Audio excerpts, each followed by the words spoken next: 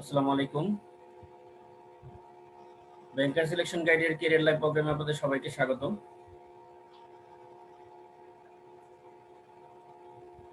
আজকে আমাদের মধ্যে উপস্থিত রয়েছেন জনতা ব্যাংকের সিনিয়র অফিসার আইনুল ভাই, বাংলাদেশ কৃষি ব্যাংকের সিনিয়র অফিসার খালিদ হাসান ভাই, বাংলাদেশ ডেভেলপমেন্ট ব্যাংকের ইয়াসমিন আপু। আমরা ওনাদের কাছ থেকে আজকে শোনার চেষ্টা করব ব্যাংকের পিডি প্রস্তুতি সম্পর্কিত আলোচনা এবং কৌশল। তো প্রথমে পরিচয় পর্বে আমি বলবো আইনুল ভাইকে আপনার সংক্ষিপ্ত পরিচয় দিন। সিরিয়ালি আপনারা তিনজনই পরিচয় দিবেন। তিনজনের কাছ থেকে আমরা পরিচয় পর্বটা শুনতে চাই। আসসালামু আলাইকুম। ব্যাংকার সিলেকশন গাইডের আজকের লাইভ প্রোগ্রাম সম্ভবত 15তম লাইভ প্রোগ্রাম। সেখানে আসলে খালিদ ভাই আছেন, চেতনা আপু আছেন, আমি আছি। আর এটার জন্য যে আয়োজক ভাই, সবার প্রিয় কাবিল ভাই। তো আজকের এই অনুষ্ঠানে শুরুতে তো সবার একটা পরিচয় পর্ব থাকে, তো পরিচয় দিয়েই শুরু করি। আমি মোহাম্মদ আইনুল হক, সিনিয়র অফিসার, জনতা ব্যাংক লিমিটেড। আর আমার বাসা হইলো রংপুর। আমি জাতীয় বিশ্ববিদ্যালয়ে পড়াশোনা করছিলাম। আমার সাবজেক্ট ছিল ফিজিক্স। কারমাইকেল কলেজ থেকে পড়াশোনা করছিলাম। এই হলো আমার সংক্ষিপ্ত পরিচয়। পরবর্তীতে ডিটেল বলবো ইনশাআল্লাহ। এরপর খালিদ হোসেন ভাইকে বলবো আপনার সংক্ষিপ্ত পরিচয় দিন। আসসালামু আলাইকুম। খালিদ হোসেন ভাই শুনতে পাচ্ছেন? জি হ্যাঁ, শুনতে পাচ্ছি। আসসালামু আলাইকুম। আমি খালিদ হোসাইন। আমি সিনিয়র অফিসার হিসেবে বাংলাদেশ কৃষি ব্যাংকে কর্মরত আছি। কোমরগঞ্জ হাট শাখা, এটা নবাবগঞ্জ উপজেলা, ঢাকা জেলায়। আমি লেখাপড়া করেছি জগন্নাথ বিশ্ববিদ্যালয় থেকে, মনোবিজ্ঞান বিভাগ, পঞ্চম ব্যাচ। আমার হোম ডিস্ট্রিক্ট রাজবাড়ী। ইনশাল্লাহ আমরা আমাদের যে সাফল্য যেভাবে আসছে, অর্থাৎ আমরা কিছু টেকনিক অবলম্বন করছি, সে সম্পর্কে আপনাদেরকে পরবর্তীতে লাইভে ডিটেলস বলার চেষ্টা করব। ধন্যবাদ। এরপর ইয়াসমিন আপুকে বলবো আপনার পরিচয় দেওয়ার জন্য। আসসালামু আলাইকুম। আমি আপনাদের সাথে আছি চেতনা ইয়াসমিন। বর্তমানে সিনিয়র অফিসার হিসেবে কর্মরত আছি বাংলাদেশ ডেভেলপমেন্ট ব্যাংক লিমিটেডে। আমি বিডিবিএল এ জয়েন করেছি 2018 সালে। 18 সালের নভেম্বরে ছিল আমার জয়েনিং। আর এডুকেশনাল ব্যাকগ্রাউন্ড যদি বলি, আমার অনার্স এবং masters Dhaka university public administration department থেকে। আমি বের হয়েছি 2017-তে। তারপর বিডিবিএল এ জয়েন করি। আপাতত বিডিবিএল এ আছি। আর এরপরে আপনাদেরকে আরো বিস্তারিত দিক নির্দেশনা বা কোনো এক্সপেরিয়েন্স থাকলে বলার চেষ্টা করব। ধন্যবাদ। থ্যাংক ইউ আপনাদেরকে। আমরা দেখছিলাম যে ইউসুফ ছোট ভাইকেও দেখতে পেয়েছিলাম, এখন দেখতেছি না। দেখলে প্রথমে ওনার পরিচয়টা নিয়ে নিতাম, যেহেতু এখন দেখতে পাচ্ছি না, পরবর্তীতে নিব। প্রথমে আইনুল হক ভাইকে বলবো 15 থেকে 20 মিনিট এই ফ্রিলি আলোচনা করার জন্য। আইনুল ভাই। হ্যালো, আসসালামু আলাইকুম। একটু আগে আমি আমার পরিচয় দিয়ে শুরু করলাম, সবাই পরিচয় দিল। এখন আসলে আমরা যেটা বলার জন্য মেইনলি এই প্রোগ্রামের আয়োজন করছিলাম, সেটা হলো ব্যাংক জবের প্রিলির যে প্রিপারেশন নেওয়া বা বিশেষ কোনো কৌশল আছে কিনা। সবার নিজ নিজ কিছু কৌশল থাকে, এগুলো নিয়ে ডিটেল আলোচনা। তো ব্যাংক জবের ক্ষেত্রে প্রিলিমিনারি যে এক্সামটা হয়, এটা অনেকগুলা সাবজেক্ট, মানে বিসিএস এ যেমন অনেক পড়তে হয়, এরকম অনেক পড়তে হয় আমি বলবো না। সবাই আসলে জানেও, যারা আসলে পরীক্ষা দিছে কিছুদিন আগে বা বেশ কিছু পরীক্ষা, তারা জানে যে এখানে মেইনলি 5টা বিষয় আসে। সেটা একটা বাংলা, একটা ইংলিশ, একটা ম্যাথ, সাধারণ জ্ঞান, সাথে কম্পিউটার। তো এইখানে এই 4টা সাবজেক্ট, 5টা সাবজেক্ট, 5টার মধ্যে কম্পিউটার আর সাধারণ জ্ঞান এটা একটাই বলা যেতে পারে, কম্পিউটার সম্পর্কিত সাধারণ জ্ঞান। তো এই ক্ষেত্রে 4টা বিষয় হলো আপনার বাংলা, ইংলিশ, ম্যাথ আর সাধারণ জ্ঞান। সাধারণ জ্ঞানের মধ্যে কম্পিউটার ইনক্লুডেড। তো এই ক্ষেত্রে আমি যেটা নিজস্বভাবে যেটাকে বেশি গুরুত্ব দিতাম সেটা হলো আমার স্ট্রং জোন কি, আমার স্ট্রং জোন কি সেটা আগে খুঁজে বের করা। স্ট্রং জোনটাকে স্ট্রং করছিলাম, সেটা একটা বিষয়। আর একটা বিষয় হলো আমার স্ট্রং জোন বাদ দিয়ে আর কোন বিষয়টাকে আমি স্ট্রং সহজে করতে পারবো সেটাকে নির্বাচন করছিলাম। এই ক্ষেত্রে সর্বপ্রথম আমি গুরুত্ব দিছিলাম আমার বাংলা ব্যাকরণ অংশটা, কারণ ব্যাংক জবের প্রিলিমিনারিতে বাংলা ব্যাকরণ থেকে মেজরিটি% কোশ্চেন আসে। বাংলা ব্যাকরণ সাধারণত সবাই 19 ব্যাকরণ বইটা ফলো করে থাকে। আমি সেটার পাশাপাশি প্রফেসরস পাবলিকেশনের একটা বই ছিল, এটা ফলো করছিলাম। এখান থেকে বাংলা ব্যাকরণের পুরো অংশটা আয়ত্তে নেওয়ার চেষ্টা করছি। এর মধ্যে তো কিছু ভুলবেই মানুষ, এটা স্বাভাবিক ঘটনা। তো তার মধ্যেও পারতপক্ষে চেষ্টা করতে হবে বাংলা ব্যাকরণের পুরো অংশটা আয়ত্তে নিয়ে আসা, যাতে কোনো রকমের কোশ্চেনের উত্তর দেওয়ার সময় ঘাটতি না থাকে। কারণ বুঝতে হবে একটা কোশ্চেনের উত্তর দিতে মিস করা মানে অনেক পিছনে যাওয়া। এটা হলো বাংলা ব্যাকরণ অংশ। পাশাপাশি বাংলায় ব্যাকরণের পাশাপাশি যে জিনিসটা থাকে সেটা কিছু এই বিখ্যাত লেখক যেগুলো খুব সাধারণ, যেমন নজরুল, রবীন্দ্রনাথ ঠাকুর, নজরুল ইসলাম, এরকম বেশ কিছু মানুষজন আছে যাদের আর কি সবাই জানে, এই নামগুলা একটু দেখা যেতে পারে তবে খুব বেশি আসে না। এটা ছিল বাংলার প্রিপারেশন আমার। সবাই এইভাবে দেখতে পারে। আপনারা দেখতে পারেন যে ওই বাংলার যে অংশটা সেটা ব্যাকরণ অংশটাকে বেশি গুরুত্ব দেওয়া। ব্যাকরণ অংশটাকে বেশি গুরুত্ব দিলে দেখা গেল যে বাংলার যদি 20 মার্ক থাকে তাহলে দেখা যাবে যে 16, 17, 18 পর্যন্ত উঠে আসে। আর বাংলা ব্যাকরণটা যদি সম্পূর্ণ কভার করা সম্ভব হয় তাহলে এই যদি 20-এর মধ্যে 16 পাই, এটা একটা অনেক বড় স্কোর। এরপরে আসি ম্যাথের দিকে। ম্যাথের দিকে কেন আগে বলতেছি, আসলে ইংলিশ বলার কথা ছিল। ম্যাথ বলতেছি এই কারণে যে আমি নিজে একটু সায়েন্স ব্যাকগ্রাউন্ডের মানুষ, তো আমি হলাম ফিজিক্সের মানুষ। সেই ক্ষেত্রে ম্যাথটা আমার কাছে ইজি ছিল, যার কারণে এরপরেই আমি গুরুত্ব দিয়েছিলাম ম্যাথকে। সাধারণত ম্যাথ আমি ভালো পারতাম, তারপরেও যারা ভালো পারেন বা ভালো পারেন না বলবো না, যারা আর অলসতার কারণে পিছায় গেছেন, এই ক্ষেত্রে তারা বেসিক থেকে শুরু করতে পারেন। বেসিক থেকে শুরু করতে পারেন। বাংলা ম্যাথের ক্ষেত্রে বেস যদি স্ট্রং না হয় তাহলে দেখা গেছে পরীক্ষার হলে অনেক সময় লাগে। এই ক্ষেত্রে বেসিক স্ট্রং করার জন্য প্রথম যে বিষয়টা, ক্লাস 4 থেকে শুরু করে 8 পর্যন্ত যদি ম্যাথ বই কয়েকটা কভার করা যায়, সেক্ষেত্রে খুবই মানে বেস স্ট্রং হওয়ার সম্ভাবনা থাকে। এখন এই ক্ষেত্রে তো অনেকগুলা বই করতে যখন অনেক সময় লাগে, সেই ক্ষেত্রে আমরা সবাইকে যেটা বলি যে খায়রুল ভাইয়ের একটা বেসিক ম্যাথ আছে, এই ম্যাথ বইটা করলে বেস স্ট্রং হতে পারে। বেস স্ট্রং হবে। এরপরে আমরা যেটার দিকে ফলো করব সেটা হলো, আমি নরমালি যেটা পড়তে বলি সেটা হলো আনসারি ভাইয়ের একটা বই আছে। আনসারি ভাইয়ের ম্যাথ বইটা, ওই ওনার একটা পূর্ণ নাম আছে, এই মুহূর্তে মনে পড়তেছে না। আনসারি ভাইয়ের বই বললেই সবাই চেনে।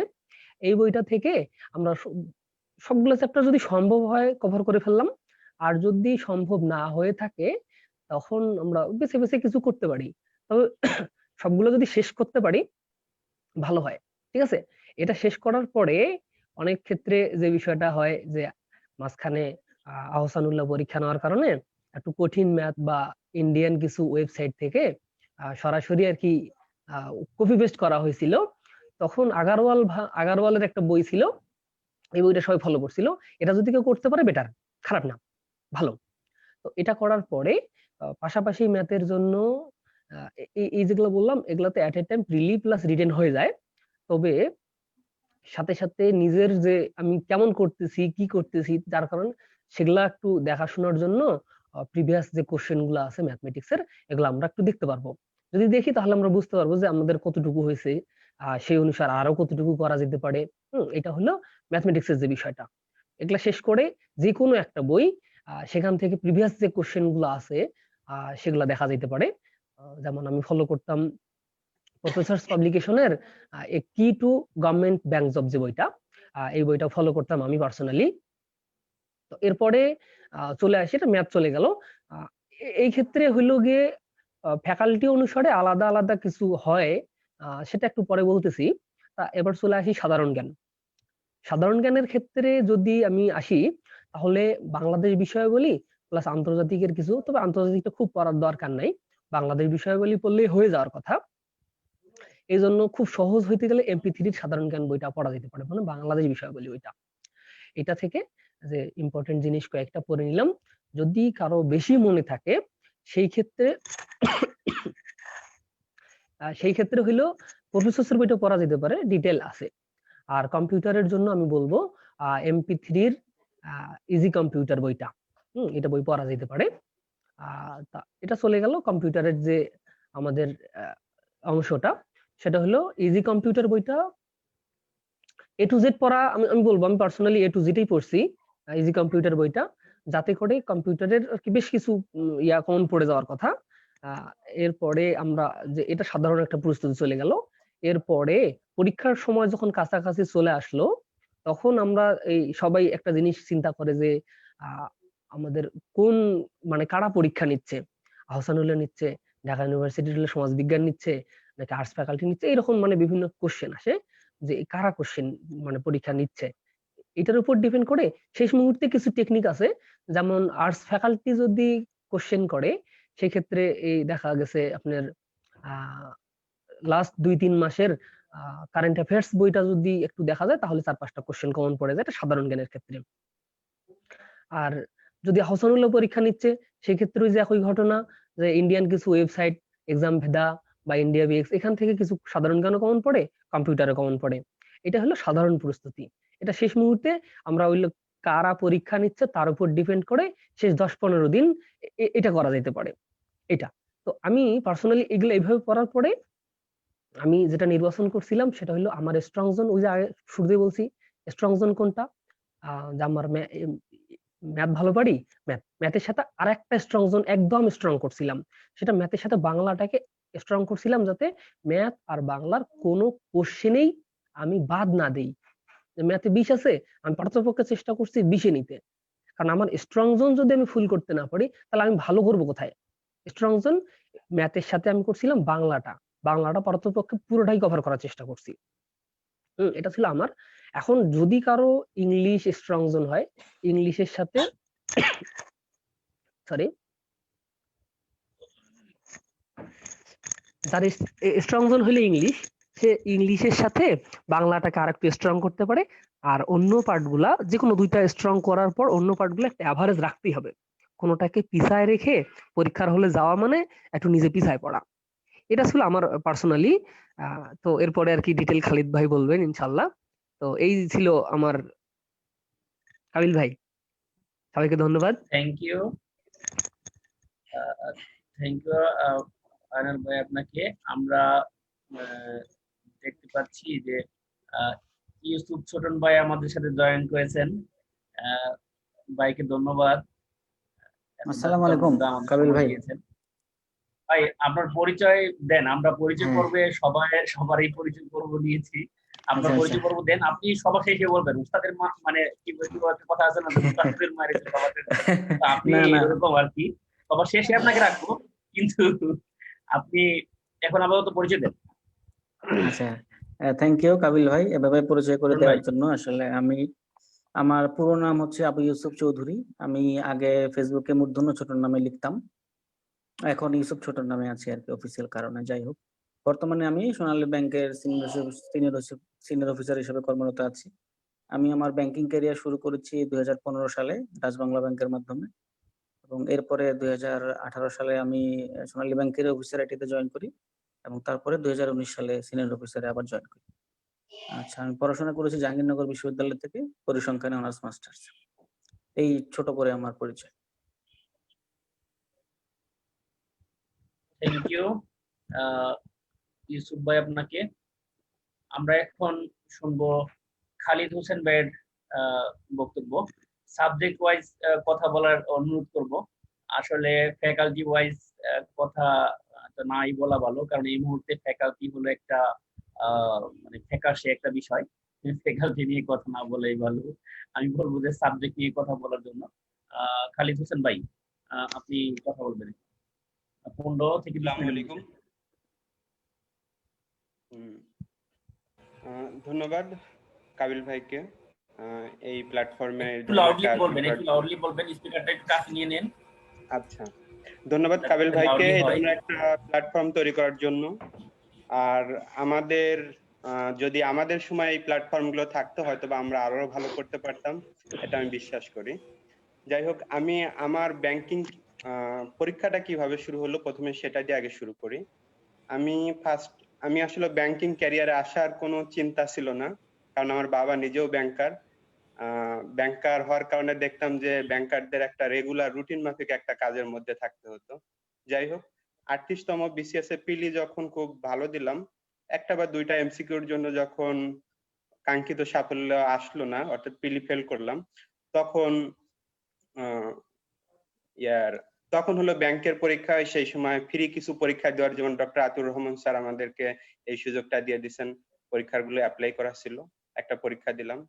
একটা পরীক্ষায় টিকে গেলাম। ফার্স্ট হলো বিডিবিএল ব্যাংকে। তো বিডিবিএল ব্যাংকে টিকার জন্য যে বিষয়টা কাজ করছিল সেটা হলো বিসিএস এর প্রিপারেশন থাকার কারণে আমার বাংলায় খুব ভালো পরীক্ষা হয়েছিল। তারপরে হলো ইয়ারগুলো জেনারেল নলেজ, অন্যান্য বিষয়গুলো পরীক্ষাগুলো ভালো হয়েছিল, টিকে গেলাম পরীক্ষাটা। যখন টিকে গেলাম তারপরে মোটামুটি একটা চলে আসলো যে না, যখন টিকে গেছি তার মানে হলো আমাকে ওই টিকে যাওয়ার পিছনে ওখানে একটা বিষয় ছিল হলো ওই পরীক্ষাটা ছিল আর্টস ফ্যাকাল্টির। তো আর্টস ফ্যাকাল্টির পরীক্ষা হওয়ার কারণে তার আগে আমি একটা অর্থাৎ প্রিভিয়াস কোশ্চিন সলভ করা, এটা হলো সবচাইতে একটা পজিটিভ দিক ছিল। আস্তে আস্তে এগুলো বিষয়গুলো বলবো। তো প্রিভিয়াস কোশ্চিনটা দেখে গেছিলাম, ম্যাথগুলো দেখলাম যে ম্যাথগুলো 4-5টা ম্যাথ একদম কমন চলে আসছে। তারপর এই পরীক্ষাটা টিকে গেলাম। মূল বিষয়টা ছিল ওই প্রিভিয়াস 4-5টা ম্যাথ একদম কমন পড়লো, এমনি চোখ বুলাইছে, দেখলাম টিকে গেলাম। তারপরে মূলত যেইভাবে করলাম প্রস্তুতির ক্ষেত্রে, যে আসলে পরীক্ষাগুলো কারা নিচ্ছে, তো পরীক্ষা কারা নিচ্ছে তাদের প্রিভিয়াস কোশ্চিনটা অ্যানালাইসিস করতাম। পরীক্ষা যেই প্রিভিয়াস কোশ্চিন, অর্থাৎ জব সলিউশন ক্ষেত্রে মানে বলা হয় যে চাকরির ক্ষেত্রে একটা বাইবেলের মতো জব সলিউশনটা। জব সলিউশনের কাজটা কি, জব সলিউশনের যে বিষয়টা আসতেছে, প্রিভিয়াস কোশ্চিনটা কোন ব্যাংকের প্রশ্ন হোক, বিসিএস এর প্রশ্ন হোক, যে কোনো প্রতিষ্ঠানের প্রশ্ন, প্রিভিয়াস কোশ্চিন দেখলে তার প্যাটার্নটা বোঝা যায় সে আসলে পরীক্ষার প্রশ্নটা কি ধরনের করে। তো এই ধরন দেখে পরবর্তীতে নিজেকে যেমন প্রস্তুতির ক্ষেত্রে ঝালাই করে নেওয়া যায়। আর একটা বিষয় হলো যে সবাই চায় কম পরিশ্রমে অর্থাৎ দ্রুত ফলাফলটা কিভাবে ফিডব্যাকটা পাওয়া যায়। তো এই বিষয় আমি কিছু আমার ক্ষেত্রে একটা অভিজ্ঞতার কথা বলি। সুযোগটা কাজে লাগাতে হবে, সুযোগ কিন্তু বারবার আসবে না। আমার যেই 8 ব্যাংক সিনিয়র অফিসারের পরীক্ষায় আমি রিটেনটা দিলাম হলো, রিটেনে আমার 5টা ম্যাথ করছি, 3টা ম্যাথ রাইট হলো, 2টা ম্যাথ আমার ভুল হয়ে গেছে।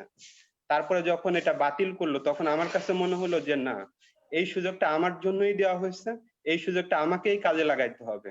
ফলে আমি পরবর্তীতে প্রিপারেশনটা এমন ভাবে নিলাম যে আমার আলহামদুলিল্লাহ পরবর্তীতে 5 ম্যাথ করে এটা রিটেন চলে আসলো, পরীক্ষাটা খুব ভালো হয়েছিল। অর্থাৎ আমি এখানে বলতে চাচ্ছি সুযোগ যখনই আসবে সুযোগটা কাজে লাগাইতে হবে। আরেকটা বিষয় হলো সমস্যা চিহ্নিত করতে হবে, যে আসলে যে একটা প্রশ্ন পরীক্ষার হলে আমি যে কাজটা কখনোই করতাম না, আমি যদি কখনো পরীক্ষার হলে কোনো কিছু না পারতাম, আমি পাশে কাউকে হয়তোবা জিজ্ঞাসা করে নাই এইটা কি ওইটা কি, আমি নিজের মধ্যে অ্যাকচুয়ালাইজেশনটা আনার চেষ্টা করছি। আসলে আমি এটা পারতেছি না, আমার মধ্যে একটা জেদ তৈরি করতাম, মোটিভেশন তৈরি করার চেষ্টা করতাম, সেলফ মোটিভেশন তৈরি করার চেষ্টা করতাম। পরবর্তীতে সেই বিষয়গুলো আমার ল্যাকিংস গুলো আমি দেখতাম, আমার ল্যাকিংস গুলো দেখে পরবর্তীতে সেইগুলো সলভ করার চেষ্টা করতাম। আর আরেকটা বিষয় হলো গ্রুপ থেকে আমি আস্তে আস্তে কয়েকটা বিষয় বুঝি। গ্রুপ থেকে যে বিষয়গুলো হেল্প পাইছি সেটা হলো যে আমি আসলে কোনো কোচিং করি নাই, বিসিএস বা ব্যাংক বা কোনো কিছুর জন্য আমি কোনো কোচিং করি নাই। আমি যে কাজটা করতাম, যেদিন পরীক্ষাটা দিতাম সেদিন পরীক্ষা দেওয়ার সাথে সাথে বিভিন্ন যে গ্রুপগুলো আছে ব্যাংকের গ্রুপগুলোতে ঢুকে যেতাম। ব্যাংকের গ্রুপগুলোতে দেখতাম বিভিন্ন ভাই আছে, যারা সিনিয়র ভাই যারা আছে তারা সলভ হয়তো বা 1 ঘন্টা 2 ঘন্টার মধ্যে সলভ গুলো দিয়ে দিত, আমি সলভ গুলো সাথে সাথে দেখে নিতাম। তো এখন এইগুলো করতে যে দেখলাম যে টাইমটা খুব মানে টাইম ওয়েস্ট হচ্ছে। টাইম ওয়েস্ট হলে তখন কি করলাম, আমি একটা প্রিন্টার কিনে নিলাম। আমি এই জিনিসটা এই জন্য বলতে চাচ্ছি যে শিক্ষার ক্ষেত্রে সর্বোচ্চ ব্যয়টা করতে হবে। আমি 13,000 টাকা দিয়ে একটা প্রিন্টার কিনলাম জাস্ট গ্রুপে পিডিএফ যেগুলো আপলোড করা হয় সেই পিডিএফ গুলো প্রিন্ট করার জন্য। আমি যখন পরীক্ষা দিয়ে আসছি তখনই পিডিএফ গুলো অনেক ভাই একদিন হোক বা 2 দিন হোক ওইটা তাৎক্ষণিকভাবে মাথায় থাকে। মাথায় থাকার ফলে যে আমি ওইটা দেখার ফলে ফলে আমার ওই ফ্যাকাল্টির বা ওই প্রশ্নটা নিয়ে পরবর্তীতে ওইটাই একটা জব সলিউশন। বা ওই অ্যান্সারটাই পরবর্তীতে আমাকে কখনো দেখতে হয় নাই। পরবর্তীতে এটা ভালো ফিডব্যাক পাইছি। তো মানে ইনস্ট্যান্ট যখনই আসবে তখনই সেটা সলভ করে ফেলা। এটা গ্রুপে যেভাবে আপনারা সম্ভব গ্রুপের সাথে অ্যাটাচ থেকে বিভিন্ন গ্রুপগুলোর সাথে অ্যাটাচ থেকে এই কাজটা আপনারা করতে পারেন। আর আমি ব্যক্তিগতভাবে সকালে ঘুম থেকে খুব আর্লিতে উঠতাম। আর্লিতে ওঠা অর্থাৎ হলো আপনি অন্যদের থেকে সবসময় অ্যাডভান্স থাকতে হবে আপনাকে। আপনি যদি সকালটা শুরু করেন ৬টা থেকে, আরেকজন যদি সকালটা শুরু করে ৮টা থেকে বা ৯টা থেকে, আমরা মেসেজ আমি জগন্নাথ বিশ্ববিদ্যালয় থেকে লেখাপড়া করছি। আমাদের অধিকাংশেরই মেস বা হল লাইফে যারা আছেন প্রত্যেকেই হয়তো ঘুম থেকে ওঠা ক্লাস যখন হয় তার আধা ঘন্টা আগেই মানে ঘুম থেকে ওঠেন বা এটাই হয়ে থাকে। তো আমি যে কাজটা অলওয়েজ করতাম সেটা হলো আমি ঘুম থেকে আর্লিতে উঠতাম। অর্থাৎ সবাই যখন ঘুমিয়ে থাকে তখন আপনাকে মানে ২ ঘন্টা বা ৩ ঘন্টা অন্যদের থেকে অ্যাডভান্স থাকতে হবে। তাহলে আপনি অন্যদের থেকে সবকিছুতে আগিয়ে থাকবেন। বিষয়টা এখানে এরকম না যে আপনি এত মার্ক পেলে আপনি ভালো করবেন বা এত মার্ক 80 পাইলে, যেমন আমাদের ক্ষেত্রে এসএসসি বা ইন্টারমিডিয়েটে 80 পাইলে আপনি এ প্লাস। কিন্তু বিষয়টা এখানে এরকম না, আপনি 80 পেয়েও এখানে চাকরিতে ফেল করতে পারেন। আপনাকে সর্বোচ্চ টপারদের মধ্যে থাকতে হবে। আর নিয়মিত পত্রিকা পড়ার অভ্যাস করতে হবে। নিয়মিত পত্রিকার মধ্যে দেখবেন অনেক ইনফরমেশন গুলো চলে আসবে। আর পিলির ক্ষেত্রে একটা বিষয় হলো ক্যালকুলেটর পরিহার করতে হবে। পিলি রিটেন দুটার ক্ষেত্রে আমি প্রথমে ভাবতাম যে এই ধরনের যোগ বিয়োগ বা এগুলো তো খুব সমস্যা না, এগুলো আমি টাইম সেভ করার জন্য আমি ক্যালকুলেটর বাসায় ইউজ করতাম। আর যখন পরীক্ষার হলে যাইতাম তখন পরীক্ষার হলে দেখা যেত যে আমি ওইগুলো টাইম ওয়েস্ট হয়ে যাইতো। টাইম ওয়েস্ট হওয়ার কারণে পরবর্তীতে আমি রিটেনে দেখলাম গুরুত্বপূর্ণ একটা রিটেনে একটা ম্যাথ জাস্ট ভুল করে আসছি। তখন আর ক্যালকুলেটরই টাচ করতাম না। ক্যালকুলেটর টাচ না করে বাসায়ও সবসময় প্র্যাকটিস করতে হবে ক্যালকুলেটর ছাড়া। আর অনেকেই আছে যে পিলি হল শর্টকাট একটা টেকনিক। শর্টকাট টেকনিক অন্যটা ফলো না করে ফলো করতে হবে নিজেরটা। এখন নিজেরটা ফলো করার ফলে নিজেই কিছু শর্টকাট টেকনিক দেখবেন যে আপনারা বের করে ফেলতে পারবেন। এই অঙ্কটা আপনি একভাবে করতেছেন, আপনি আপনার ওয়েতে করতে থাকুন, কারণ আপনার ওয়েটায় আপনি খুব দ্রুত পৌঁছাইতে পারবেন অ্যান্সারে। আর আপনি যখন নিজের ওই টেকনিকটা থাকবে না তখন ঠিক আছে অন্য একজন ভাই বা অন্য কোনো গাইড বা অন্য কোনো বইতে দেখা যাচ্ছে যে আপনি সেই হেল্পটা নিতে পারেন। আর একটা বিষয় বলবো সেটা হলো বই কিনতে হবে। আমি অনেক বই কিনছি, যে বইগুলো বাস্তবতা হলো পড়া হয় নাই। অনেক বই পড়ি নাই, অনেক বই ওখানে ইনট্যাক্ট আছে, ঠিক আছে, পড়া হয় নাই, কিন্তু বই কিনছি। কারণ হলো বই কিনলে আমি যেহেতু কোচিং করি নাই সেক্ষেত্রে আমার একমাত্র বিষয়টা ছিল যে পর্যাপ্ত পরিমাণ বই রাখা। হয়তোবা একটা বই কিনলে হয়তো 5টা, আমি যদি ওখান থেকে মানে 5টা টেকনিকও শিখতে পারি, সেই 5টা টেকনিক হয়তোবা একটা বই 150 200 বা যে টাকাই হোক, ঠিক আছে, ওইটা আমাকে বেশ কাজে দিবে। এখন এখানে আগেই বলছি ইনভেস্ট করতে হবে। ইনভেস্ট করলেই লেখাপড়া, এখন বিষয়টা হচ্ছে আপনি যখন ওই 5টা ধরেই নেন যে আপনি 200 টাকায় দিয়ে 5টা টেকনিক কিনলেন, ইটস এনাফ। আর একটা বিষয় বলবো হলো, এখন সাবজেক্টিভ কিছু বিষয় বলি। সাবজেক্টিভের বিষয়ের ক্ষেত্রে আসতে হলে যে স্ট্রং জোন তৈরি করতে হবে আপনাকে প্রথমে। এখন আপনি কোনটা স্ট্রং আছেন, আমি সায়েন্স ব্যাকগ্রাউন্ডের, যদিও আমি মনোবিজ্ঞান অনার্স মাস্টার্স করছি, কিন্তু আমি ইন্টারমিডিয়েট পর্যন্ত সায়েন্সে, এবং আমি বিএসসি অনার্স মাস্টার্স অর্থাৎ সায়েন্স ব্যাকগ্রাউন্ডের, মানে সায়েন্স ফ্যাকাল্টির সাবজেক্ট আমার মনোবিজ্ঞান। তো এক্ষেত্রে আমি ম্যাথে ভালো ছিলাম। তো ম্যাথে ভালো থাকার কারণে কনফিডেন্সটা অনেকেরই থাকে আমি এই সাবজেক্টে ভালো, এবং সেই সাবজেক্টটা কম প্রস্তুতি নেই, কিন্তু পরীক্ষার হলে বা প্রিপারেশনের ক্ষেত্রে দেখা যায় সেই সাবজেক্টটাতে আমরা খারাপ করি। তো আমার প্রথম ক্ষেত্রে এটা হয়েছে। পরবর্তীতে আমি সেটা বুঝলাম যে না, এগুলোর কোনো প্রয়োজনীয়তা নেই। যেমন আহসানুল্লাহ একটা সময় ম্যাথটা যখন খুব জটিল করলো, তখন ম্যাথে অনার্স মাস্টার্স কমপ্লিট করা আমাদের এক ফ্রেন্ডকে বলছিলাম, তো বললো যে আসলে আহসানুল্লাহ যে ম্যাথটা কোথা থেকে দেয় সেটাই আসলে বুঝি না। যাই হোক, তো এখন প্রশ্ন যাই হোক, আপনাকে প্রথমে এটা মাথায় রাখতে হবে যে আমি কিছুই জানি না, আমি নতুন করে স্টার্ট করতেছি, নতুন করে আমি কিছুই পারি না, সেটা ম্যাথ হোক বাংলা হোক। এর মধ্যে পরীক্ষার অর্থাৎ প্রস্তুতির মাধ্যমে আপনাকে স্ট্রং জোন তৈরি করতে হবে। স্ট্রং জোন আগে ছিল এটা ভুলে যেতে হবে, স্ট্রং জোন প্রস্তুতির মাধ্যমে তৈরি করতে হবে। তো বাংলার ক্ষেত্রে যে বিষয়টা, বাংলার ক্ষেত্রে মোটামুটি যেহেতু আমার বিসিএস এর প্রস্তুতিটা নিয়ে আসছিল, এই কারণে দেখা যাচ্ছে আমাকে বাংলা কখনো পড়তে হয় নাই, কারণ ওইগুলো সব কমপ্লিট ছিল। ইউজুয়ালি আমার বাংলা, যদি আহসানুল্লাহ পরীক্ষা, এখন আমাদের পরীক্ষা এখন যদিও কাবিল ভাই বললেন যে ফ্যাকাল্টি ওয়াইজ কথা বলা না বলাই উচিত, কিন্তু বিষয়টা হয়েছে হলো যে এখানে আমরা যখন বেড়ে উঠছি, অর্থাৎ আমাদের সময় পরীক্ষাটা দিচ্ছে আহসানুল্লাহ এবং আর্টস ফ্যাকাল্টি, এই দুইটা। ফলে এর মাধ্যমে যে আমরা কিভাবে কথা বলতে বা বোঝাতেও সুবিধা হবে। যেমন আহসানুল্লাহ যদি পরীক্ষা নিত, বাংলা মোটামুটি প্রিভিয়াস গুলো থাকতোই, প্রিভিয়াস গুলো আমার 16টা কোশ্চেন থাকলে দেখা গেল যে 14, 15, 16 এরকম হয়েছে, কখনো মানে এর নিচে আসে নাই। আবার যদি আর্টস ফ্যাকাল্টির ক্ষেত্রে আবার উল্টাটা ঘটছে, আর্টস ফ্যাকাল্টির ক্ষেত্রে 6টা, 5টা, 6টা, বা এটা আসলে ওইদিকে না যাই।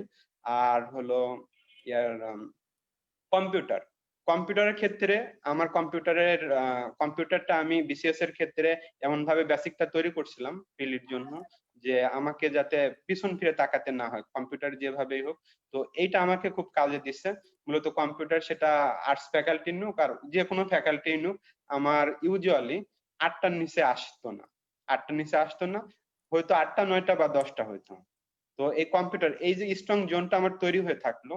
তো এরপরে আসি হলো ম্যাথের ক্ষেত্রে, এরপরে হলো ম্যাথ প্র্যাকটিস করতে থাকলাম, যে আসলে ম্যাথটা এখানে রিটেনেও ম্যাথটা একটা গুরুত্বপূর্ণ, কারণ আমাদের সময় 15 করে ম্যাথে থাকতো অনেক সময়, বা এখন যদিও আমাদের সময় আগে 5টা করে ম্যাথ থাকতো, এখন যদিও দেখতেছি 7টা করে ম্যাথ থাকে। তো 5টা করে ম্যাথ থাকার ফলে দেখা যাচ্ছে ম্যাথটা একটা গুরুত্বপূর্ণ ভাইটাল পয়েন্ট হয়ে দাঁড়াইতো। তো এখন ম্যাথটা প্র্যাকটিস করা ধরলাম। আমি যখন মনে আছে আমার ফার্স্ট বিলি যখন টিকা শুরু করলাম, তখন আমি 24টা ম্যাথের মধ্যে থেকে 8টা ম্যাথ আমি করতে পারছিলাম। আর যখন আমি লাস্টের দিকে পরীক্ষা, অর্থাৎ শেষের দিকে আর পরীক্ষা টরীক্ষা, তো তখন আমি 18টা ম্যাথ, 24টার মধ্যে আমি 18টা ম্যাথ রাইট করে আসছি। তো এখন এই যে ধাপে ধাপে অন্যগুলোতে আর টাচ করে না, যখন আমি পিলি শুরু করলাম, অর্থাৎ পিলি টিকতে শুরু করলাম, ব্যাংকে চাকরি পাওয়ার জন্য আপনাকে মাথায় রাখতে হবে যে ম্যাথকে একদম পানির মতো, এটা ম্যাথকে একদম ভাত মাছের মতো করে ফেলতে হবে। ম্যাথ যেখান থেকে দুক, সেটা ওই যে কোনো জায়গা থেকে ম্যাথ দুক, আপনাকে ম্যাথ করে আসতে হবে। তো এই উন্নতিটা নিজেকে ধাপে ধাপে করতে হবে। আমি যেটা বললাম 8টা থেকে একটা সময় আমি 18টা ম্যাথে গেছি লাস্ট পজিশনে, অর্থাৎ পিলিতে। তো এইভাবে ধাপে ধাপে, এটা কিন্তু একদিন হয়নি, 8টা, 9টা, 10টা এভাবে বাড়তে বাড়তে এভাবে ধাপে ধাপে আপনাকে অতিক্রম করতে হবে প্র্যাকটিসের মাধ্যমে। এগুলো ম্যাথগুলো কিন্তু খুবই সহজই দেয়, যত দ্রুত প্র্যাকটিস করা যায়, যত দ্রুত, মানে এটাকে বলে প্রশ্নের ক্ষেত্রে কিছু প্যাটার্ন থাকে। আমাদের পিলির প্রশ্নটাই করা হয় যে টাইম কনজিউমিং থাকবে, অর্থাৎ আপনাকে অনেক সময় টাইম ওয়েস্ট করার জন্য কিছু টেকনিক তারা দিয়ে রাখবে, অর্থাৎ বড় বড় থাকবে, ওগুলো স্কিপ করে আপনি যেটা সহজ সেটা আগে করেন। ও আরেকটা বিষয় বলতে চাচ্ছি, সেটা হলো যে যেই প্রশ্নগুলো আপনার কাছে সহজ মনে হয় সেগুলো দিয়ে আগে শুরু করবেন। আমি যেমন আর আহসানুল্লাহর ক্ষেত্রে যদি বলি, তখন আমি ফার্স্টে শুরু করতাম হলো বাংলা দিয়ে, কারণ বাংলা আমাকে 16টা কোশ্চেন, অর্থাৎ দাগায় যেতে লাগতো 3 মিনিট, অর্থাৎ প্রশ্ন দাগায় নিতাম আগে, প্রশ্ন দাগাইতে লাগতো 3 থেকে 4 মিনিট। তো বাংলাটা আগে দাগায় নিতাম, তারপরে দাগাইতাম হলো সাধারণ জ্ঞান, কম্পিউটার এবং ইংলিশটা। এই 3টা পার্ট যখন করে নিতাম, আমার টার্গেট থাকতো এই 3টা পার্ট আমি অর্থাৎ গুল্লা পূরণ করে ওএমআর শিটে গুল্লা পূরণ করে আমি 25 মিনিটের মধ্যে শেষ করব। যদি প্রশ্নের প্যাটার্ন সবসময় একরকম হতো না, প্রশ্নের প্যাটার্ন অনেক সময় জটিল হইতো, তো 30 মিনিটের বেশি আমি এখানে থাকতাম না। তো এই জায়গাগুলোতে দেখা যেত যে পিলি টিকার জন্য যে মার্ক গুলো মোটামুটি চলে আসতো, অর্থাৎ দেখা যাচ্ছে যে প্রশ্নের প্যাটার্ন দেখলে কারা এখন বলা যায় আসলে অমুক ফ্যাকাল্টি বা অমুকরা এই ধরনের প্যাটার্ন হইলে বা এত এমসিকিউ, বিশেষ করে ক্যান্ডিডেট এবং কত টিকাবে, বলা যায় যে এরকম এমসিকিউ পাইলে সেফ জোন। তো বুঝতে পারতাম যে এরকম একটা সেফ জোনে থাকা যাবে। তো সেই জায়গাগুলোতে ক্ষেত্রে দেখা যাচ্ছে এই জায়গাগুলোতে আমার ম্যাথ ছাড়াই দেখা যাচ্ছে 40, 42 বা এরকম 45 এরকম চলে আসতো, তখন খুব মেজাজটা একটা ফুরফুরে মেজাজে থাকতাম, অর্থাৎ পজিটিভ একটা অ্যাটিটিউড থাকতো মাথাটা। আর একটা হলো গুল্লা যখন পূরণ করতে আমার 5-7 মিনিট ওই যে ওইটা একটা রিল্যাক্স নিতাম, অর্থাৎ ব্রেনটাকে আপনাকে যখন একটানা ব্রেন আপনার 20-25 মিনিটের বেশি কাজ করতে পারে না, তখন ব্রেনটা জ্যামিং হয়ে যায়। এই কারণে আপনার মানে পরীক্ষার হলে চেষ্টা করবেন এটা একটু ভাগ ভাগ করে নিতে। ভাগ ভাগ, আপনি ওএমআর যখন গুল্লা পূরণ করবেন তখন শুধু গুল্লাই পূরণ করতেছেন, দেখতেছেন গুল্লা পূরণ করতেছেন, সেক্ষেত্রে দেখবেন 5টা মিনিট বা 7টা মিনিট, ঠিক আছে, গুল্লা পূরণ করতে যে সময়টা লাগবে সেই সময়টা আপনি একটু রিল্যাক্স হচ্ছেন। তো যখন আপনার ব্রেনটাও রিল্যাক্স হবে তখন আপনি ঢুকবেন ম্যাথে যেগুলো আগে সহজ পারবেন সেগুলো ঝটপট আগে করে ফেলতে হবে। তারপরে হলো লাস্টের দিকে হয়তো বা আপনি 5-7 মিনিট যেটা অন্যগুলোতে, তখন ট্রাই করে মোটামুটি টিকার ক্ষেত্রে একটা ভাইটাল রোল প্লে করবে আশা করি। আর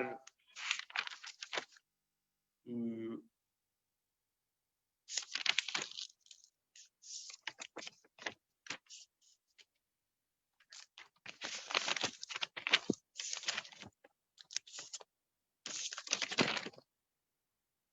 আরেকটা বিষয় যেটা বলতে চাচ্ছি, পিলি টিকাটার ক্ষেত্রে কৌশলী হতে হবে। আপনি যদি কৌশল অবলম্বন করেন, যে কোনো সহজ কাজ, যে কোনো কিছুর, আমরা অনেক সময় যেটা করি, একটু মনোবিজ্ঞানের ভাষায় বলি, যে আমরা পরীক্ষার হলে যাওয়ার আগ মুহূর্তে এটা সবসময় দেখি যে বই বা শীট নিয়ে পরীক্ষার হলে সবাই দেখা যাচ্ছে যে পড়তেছে, মনে হচ্ছে যে ওই মুহূর্তে পড়াটা মনে হয় সবচাইতে গুরুত্বপূর্ণ। তো এখন যদি মেডিকেল টার্মে যদি বলা যায় যে আসলে যখন আমরা হুট করে লাস্ট মুহূর্তে যদি কিছু পড়তে থাকি, তখন আমাদের সেন্সরি মেমোরিটা, অর্থাৎ তাৎক্ষণিকভাবে যে মেমোরিটা আমাদের কাজ করে, ওয়ার্কিং মেমোরিও বলে, তো এই ওয়ার্কিং মেমোরিটা খুব লোড হয়ে যায়। যখন ওয়ার্কিং মেমোরি লোড হয়ে যায়, তখন ওই মেমোরি এর থেকে, লং টার্ম মেমোরি থেকে, যেখান থেকে মেমোরিতে সেভ থাকে আমাদের তথ্যগুলো, সেই জায়গা থেকে তথ্যগুলো রিট্রাইভ করতে, অর্থাৎ রিকল করতে, তখন মানে একটু ভয় লাগে যে পারবো কিনা। ঠিক আছে, সেন্সরি মেমোরি ফুল হয়ে থাকলে এই বিষয়টা খুব হয়। এই কারণে পরীক্ষার আগে এই শীট নিয়ে না দৌড়াদৌড়ি করে যেটা সবচাইতে ভালো কাজ, সেটা হলো যে প্রস্তুত গ্রহণ করা, যে গেমিং করা, যে গেম প্ল্যানটা ঠিক করা, যে আসলে আপনি কিভাবে পরীক্ষা দিতে চাচ্ছেন, আজকে এইভাবে দিব না ওইভাবে, একটা সেট তৈরি করতে হবে, যে মেন্টাল সেট তৈরি করতে হবে যে আজকের পরীক্ষাটা বা আজকের খেলাটা এইভাবে খেলবো। পরীক্ষা হবে 1 ঘন্টার, এই 1 ঘন্টা আপনি ভালো করতে পারলে আপনি উইনার। আর যদি এই 1 ঘন্টা আপনি যদি খারাপ করে ফেলেন, ঠিক আছে, তাহলে কিন্তু আপনাকে ফেল করবেন। আর পরীক্ষার হলে কোনো প্রশ্ন নিয়ে জেদ করা যাবে না। যেমন আমি একটা সময় জেদ করতাম, আমি ম্যাথ পারতেছি না, এই ম্যাথটা আমি পারবো না, ঠিক আছে, এই ম্যাথটা দেখা যাচ্ছে সেই ম্যাথে 2 মিনিট 3 মিনিট এরকম ফার্স্টের দিকে এরকম হচ্ছে, 2-3 মিনিট আমি ওয়েস্ট করে ফেলছি, পরবর্তীতে পিলিনাটিকে চলে আসছি। এই জেদটা পরীক্ষার ফলে রাখা যাবে না। আমি ম্যাথ পারি না, এটা মাথায় রাখতে হবে। আমি ইংলিশ পারি না, ইংলিশ স্টুডেন্ট, ঠিক আছে, বা যেটাই হোক, যে যে জায়গারই হোক, যে হ্যাঁ পারতেছি না, স্কিপ। আপনাকে 80টা এমসিকিউ পারতে হবে না, আপনাকে 50 বা 55 বা এরকম একটা এমসিকিউ হলে আপনার সেফ জোন, অর্থাৎ নির্দিষ্ট মার্ক আপনি অর্জন করতে পারলে আপনি সাকসেস হতে পারবেন। অন্যরাও বলবে, আমি মনে হয় অনেক বলে ফেলছি। আর শেষের দিকে সময় পেলে আরো কোনো বিষয়ে যদি প্রশ্ন থাকে আপনারা প্রশ্ন অ্যাড করতে পারেন, সে সম্পর্কে প্রশ্ন আলোকে উত্তর দেওয়ার চেষ্টা করব। আর ধন্যবাদ কাবিল ভাইকে, সবাইকে ধন্যবাদ।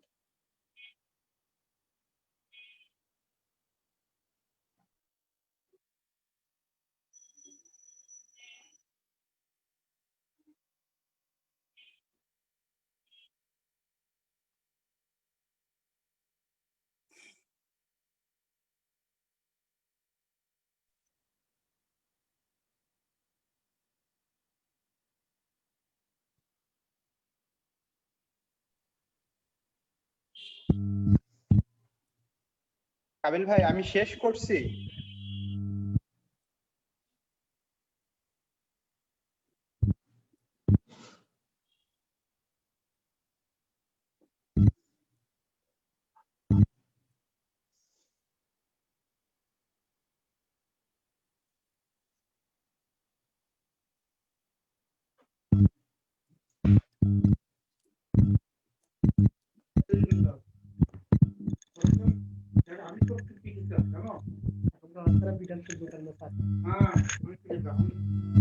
আমার ভরসাকে জীবনে একটা ভরসাকে বহু মাস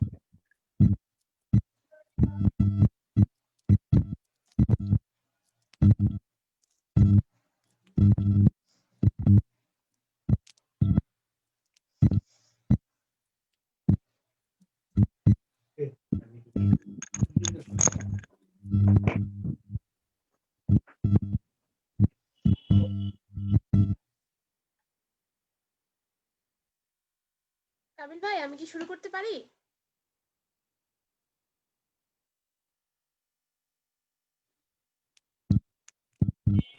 হ্যাঁ ইয়াসমিন আপু, হ্যাঁ আপনি শুরু করেন। আমি নিজেই বলে দিয়েছিলাম যে আমি আনমিউট করানো। হ্যাঁ, হ্যাঁ, শুরু করেন।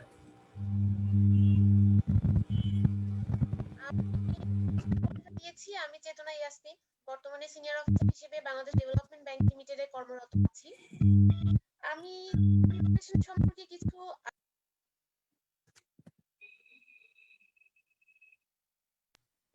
প্রিপারেশন সম্পর্কিত কোনো কিছু আমার জীবনে প্রথম কাজে লেগেছে। আমার কখনো পড়াশোনা হতো না যদি আমি দৈনন্দিন জীবনে মোটিভেট। তো আমি সবসময় চেষ্টা করেছি আমার আশেপাশের লোকজন কিংবা গ্রুপের সিনিয়রদের বা পরিচিত সিনিয়রদের দেখে মানে প্রতিদিন মোটিভেটেড থাকার জন্য। কারণ আমি যখনই ডিমোটিভেটেড হয়ে যেতাম তখনই আমার আর পড়তে বসতে ইচ্ছা করতো না। খারাপ চিন্তা সবকিছু মাথার মধ্যে এসে ভর করতো। তো প্রথম স্টেপটা হচ্ছে গোল সেট করতে হবে। গোল সেটিংটা আমাদের চাকরির দেখা যায় যে দুই ধরনের গোল সেটিং করে থাকি আমরা সবাই। এক ধরনের মানুষ থাকে যারা ব্যাংকিং এর কথা যদি চিন্তা করে শুধু ব্যাংকিং রিলেটেড প্রিপারেশন নিয়ে থাকে প্রথম থেকে। আর আরেক ধরনের আছেন আমার মতো কিছুটা হাইব্রিড, হ্যাঁ, যে যারা প্রিপারেশনটাই নেয় প্রথম থেকে হাইব্রিড ওয়েতে। তো আমারটা ব্যাপারটা ছিল যেটা যে আমি মূল ফোকাসটা ছিল হচ্ছে 38তম বিসিএস এ, যেটা আমাকে আমি ওটার জন্য সর্বোচ্চ চেষ্টা করেছি এবং ওটা আলটিমেটলি খুব বেশি কাজে লেগেছে সেটা ওই ক্ষেত্রে কাজে লেগেছে সেটা বলবো না, কিন্তু অন্য ক্ষেত্রে এটা আমার খুব বেশি কাজে লেগেছে। নন ক্যাডারে সিলেক্টেড হয়েছি নিপোর্টে, যদিও মনে হয় ওখানে করছি না, আর ব্যাংকে আছি আপাতত। তো সেই হিসেবে আমার একটা হাইব্রিড আছে, তাদেরকে বলবো যে সব বিষয়ে একটা ওভারঅল প্রিপারেশন নেওয়ার জন্য। বিশেষ করে একটু আগে বলেছেন যে বাংলা, তারপর এই দুটো বিষয় কম্পিউটার কিছু আছে, সেই দুটো বিষয় দেখা যায় প্রিপারেশনে। আপু একটু লাউডলি বলতে হবে, আপনাকে আমরা কম শুনতে পাচ্ছি, একটু লাউডলি। বাংলা আর ইংলিশ হচ্ছে অনেক বেশি দেখা যায় যে বিসিএস এবং ব্যাংকের জন্য অনেক বেশি সেম, অনেকটা সেম। তো যারা বিসিএস এর জন্য পড়াশোনা করে তাদের দেখা যায় যে ব্যাংকটা অটোমেটিক হয়ে যায় ওই দুটো সাবজেক্টের ক্ষেত্রে। আর অন্যান্য সাবজেক্টের গুলো আমি একটু পরে বলছি। সেক্ষেত্রে কিছু ট্রিক আমাদের প্রয়োজন পড়াশোনা শুরু করার আগে এবং পড়াশোনা শুরু করার মধ্যে। হ্যাঁ, ট্রিক গুলো হতে পারে এরকম যে আমি হচ্ছে ভাইয়ারা এর আগেও বলেছেন যে আমি আমার স্ট্রেংথটাকে কাজে লাগাবো। কিছু মানুষ আছে যে একটা সাবজেক্টে স্ট্রেংথ থাকে, আবার আরেকজনের আছে আরেকটাতে স্ট্রেংথ থাকে। কখনো ডিমোটিভেটেড হলে হবে না যে আমি ম্যাথ পারি না বা আমি ইংলিশ পারি না, ওরকম মাথার মধ্যে রাখাই যাবে না। এবং আমার যে ব্যাকগ্রাউন্ড আছে বা আমার যে কোয়ালিফিকেশন আছে সেই অনুযায়ী আমি যেটাতে ভালো পারি সেইটাকে আমাকে আরো স্ট্রং করতে হবে। যেমন মনে করেন যে আমি মনে করেন যে কোনো একজন পরীক্ষার্থী সে হচ্ছে ম্যাথ খুব একটা ভালো পারে না, তো সে যদি প্রথমেই ধরে নেয় যে হ্যাঁ আমি ম্যাথ পারি না, আমাকে আর ব্যাংকে পড়াশোনা করে কি লাভ, তো এটা আসলে ঠিক না। তার সে প্রত্যেকটা মানুষই কোনো না কোনো দিক থেকে স্ট্রং থাকে। তো তখন আমি যে দিক দিয়ে স্ট্রং সেই দিকটা আমাকে আগে মানে ওইটা ছেড়ে রাখলে হবে না যে আমি আচ্ছা ঠিক আছে আমি অনেক ভালো জিকে পারি বা জেনারেল নলেজ পারি বা অনেক ভালো ইংলিশ পারি, অনেক ভালো কম্পিউটার পারি, আমি ওইগুলো পড়লাম না, আমি সারাদিন ম্যাথ নিয়ে বসে থাকলাম। তাহলে হবে কি আলটিমেটলি আমি যেগুলো ভালো পারি ওগুলোকে আমি একটু যেটা বাংলায় বলে যে শান দিতে পারলাম না, মানে একটু ঝালাই করে নিতে পারলাম না। আর যেটা খারাপ পারি ওটা দিয়ে আমি অনেক বেশি টাইম ফোকাস করলাম বা ইউজ করলাম, কিন্তু পরবর্তীতে ওইটা আমার অতটা কাজে লেগে উঠতে পারলো না। ঠিক আছে, তো এটা আমাদেরকে মনে রাখতে হবে। আরেকটা জিনিস আমি বলবো, আরেকটা ট্রিকের কথা, সেটা হচ্ছে যে আমাদের একটা টিচার ছিলেন, তিনি বলতেন যে যে তুমি যে একজন লোককে দেখলা, দেখার পরে তোমার প্রথমবার দেখার পরে তোমার হয়তো ওরকম ভাবে ইন্টারাকশন হলো না, সেকেন্ড টাইম যখন দেখবা তখন তোমার মনে হবে যে কোথায় যেন দেখছি এরকম। থার্ড টাইম দেখার পরে তোমার মাথায় পুরোপুরি ক্লিয়ার হবে যে আচ্ছা এই লোকটাকে আমি ওইখানে ফার্স্ট টাইম দেখছিলাম, ওইখানে সেকেন্ড টাইম দেখছি এবং আজকে থার্ড টাইম দেখলাম। তো পড়ালেখাটাও ঠিক ওরকম ভাবে আমরা গুছায় আনবো যে একটা পাতা বা একটা বই বা একটা পেজ যদি আমি কয়েকবার করে দেখতে পারি, চোখের সামনে আনতে পারি, তাহলে ওইটা আমার ব্রেনে থাকবে, মানে অনেকক্ষণ সাস্টেইন করবে। মুখস্থ করে রেখে দিলাম, অনেকদিন আর ধরলাম না, বা বুঝে রেখে দিলাম, অনেকদিন ধরলাম না, ওইটা আমার ব্রেনে থাকবে না ততটা বেশি দিন। হ্যাঁ, যত বেশি দেখতে পারবো তত ব্যাপারটা সাস্টেইন করে যাবে। এরপরে আসে হচ্ছে দুইটা জিনিস রেগুলার করা খুব প্রয়োজন। একটা হচ্ছে যে ভোকাবুলারি, ইংলিশ ভোকাবুলারি যেটা, আর একটা হচ্ছে যে ইংলিশে ম্যাথ প্র্যাকটিস করা। ইংলিশে ম্যাথ প্র্যাকটিস করার ক্ষেত্রে কি হয় যে আমরা তো বেশিরভাগই অনার্সের আগ পর্যন্ত দেখা যায় যে বাংলাতেই ম্যাথ করে থাকি, আর অনার্সে তো যারা ম্যাথের স্টুডেন্ট না, তাদের ম্যাথ করার কোনো প্রয়োজনই পড়ে না তেমন একটা। তো তখন দেখা যায় যে হঠাৎ করে যদি ইংলিশে আপনি যতই ভালো ম্যাথ পারেন, কিন্তু ইংলিশে যখন ম্যাথটা দেওয়া হয় অনেকে অ্যাটেম্প্ট নিতে ভয় পায়, যে আমি অ্যাটেম্প্ট নিব কিন্তু পারবো না। কিন্তু ওই সেম ম্যাথে যদি তাকে বাংলায় দেওয়া হতো, সে কিন্তু অনেক ইজিলি করে ফেলতে পারতো এবং অ্যাটেম্প্ট নিতে ভয় পেত না। সো ইংলিশ ম্যাথটা প্রতিদিন যদি আমি সময় নাও পাই বা অন্য সাবজেক্টের পিছনে আরো সময় দিতে চেষ্টা করি, ম্যাথের জন্য আমি প্রত্যেকটা দিন আমার মানে ব্রেনকে অভ্যস্ত করে ফেলতে হবে ওই ইংলিশ ম্যাথটা দেখতে এবং ওটাকে অ্যানালাইজ করার জন্য। এই তো গেল। আরেকটা ব্যাপার বলবো, সেটা হচ্ছে সব বই না পড়া। মানে আমার কাছে যেটা মনে হতো যে আমি যদি সব বই কিনে ফেলি, সব বই পড়ে ফেলি, এই প্রবণতাটা আমি একটু ফাঁকিবাজ, তো আমার ক্ষেত্রে কাজ করতো না। হ্যাঁ, আমার ক্ষেত্রে যেটা হতো যে আমি যে বইটা পড়ার চেষ্টা করতাম, ওই বইটা প্রথমে আমি সিলেক্ট করে নিতাম। হ্যাঁ, নীলক্ষেতে যে আমি সব বই দেখতাম, কি যে আচ্ছা এই বইটাতে এইভাবে সাজাইছে, এই বইটাতে আরেকভাবে সাজাইছে, এই বইটাতে সাজানোর সাথে সাথে প্রিভিয়াস ইয়ারের কোশ্চেন দিছে, আচ্ছা ঠিক আছে, এটা আমার জন্য ভালো, কোন একটা সিলেক্ট করে নিয়ে আসতাম। নিয়ে এসে পরবর্তীতে দেখা যেত কি আমি অনেক রাইটারের, অনেক পাবলিকেশনের অনেক কিছু পড়তাম না, বা অনেক সিরিজের বই পড়তাম না। ওই একটাই যেটাকে আমি সিলেক্ট করে নিয়ে আসতাম, ওটাকেই আমি বারবার করে দেখতাম। তাতে মানে আমার কাছে মনে হতো যে মানে আল্লাহর ওয়াস্তে ওই বইতে এত তথ্য যে সব আমার মাথায় রাখার মতো আসলে। কিছু দেয়া গেছিল।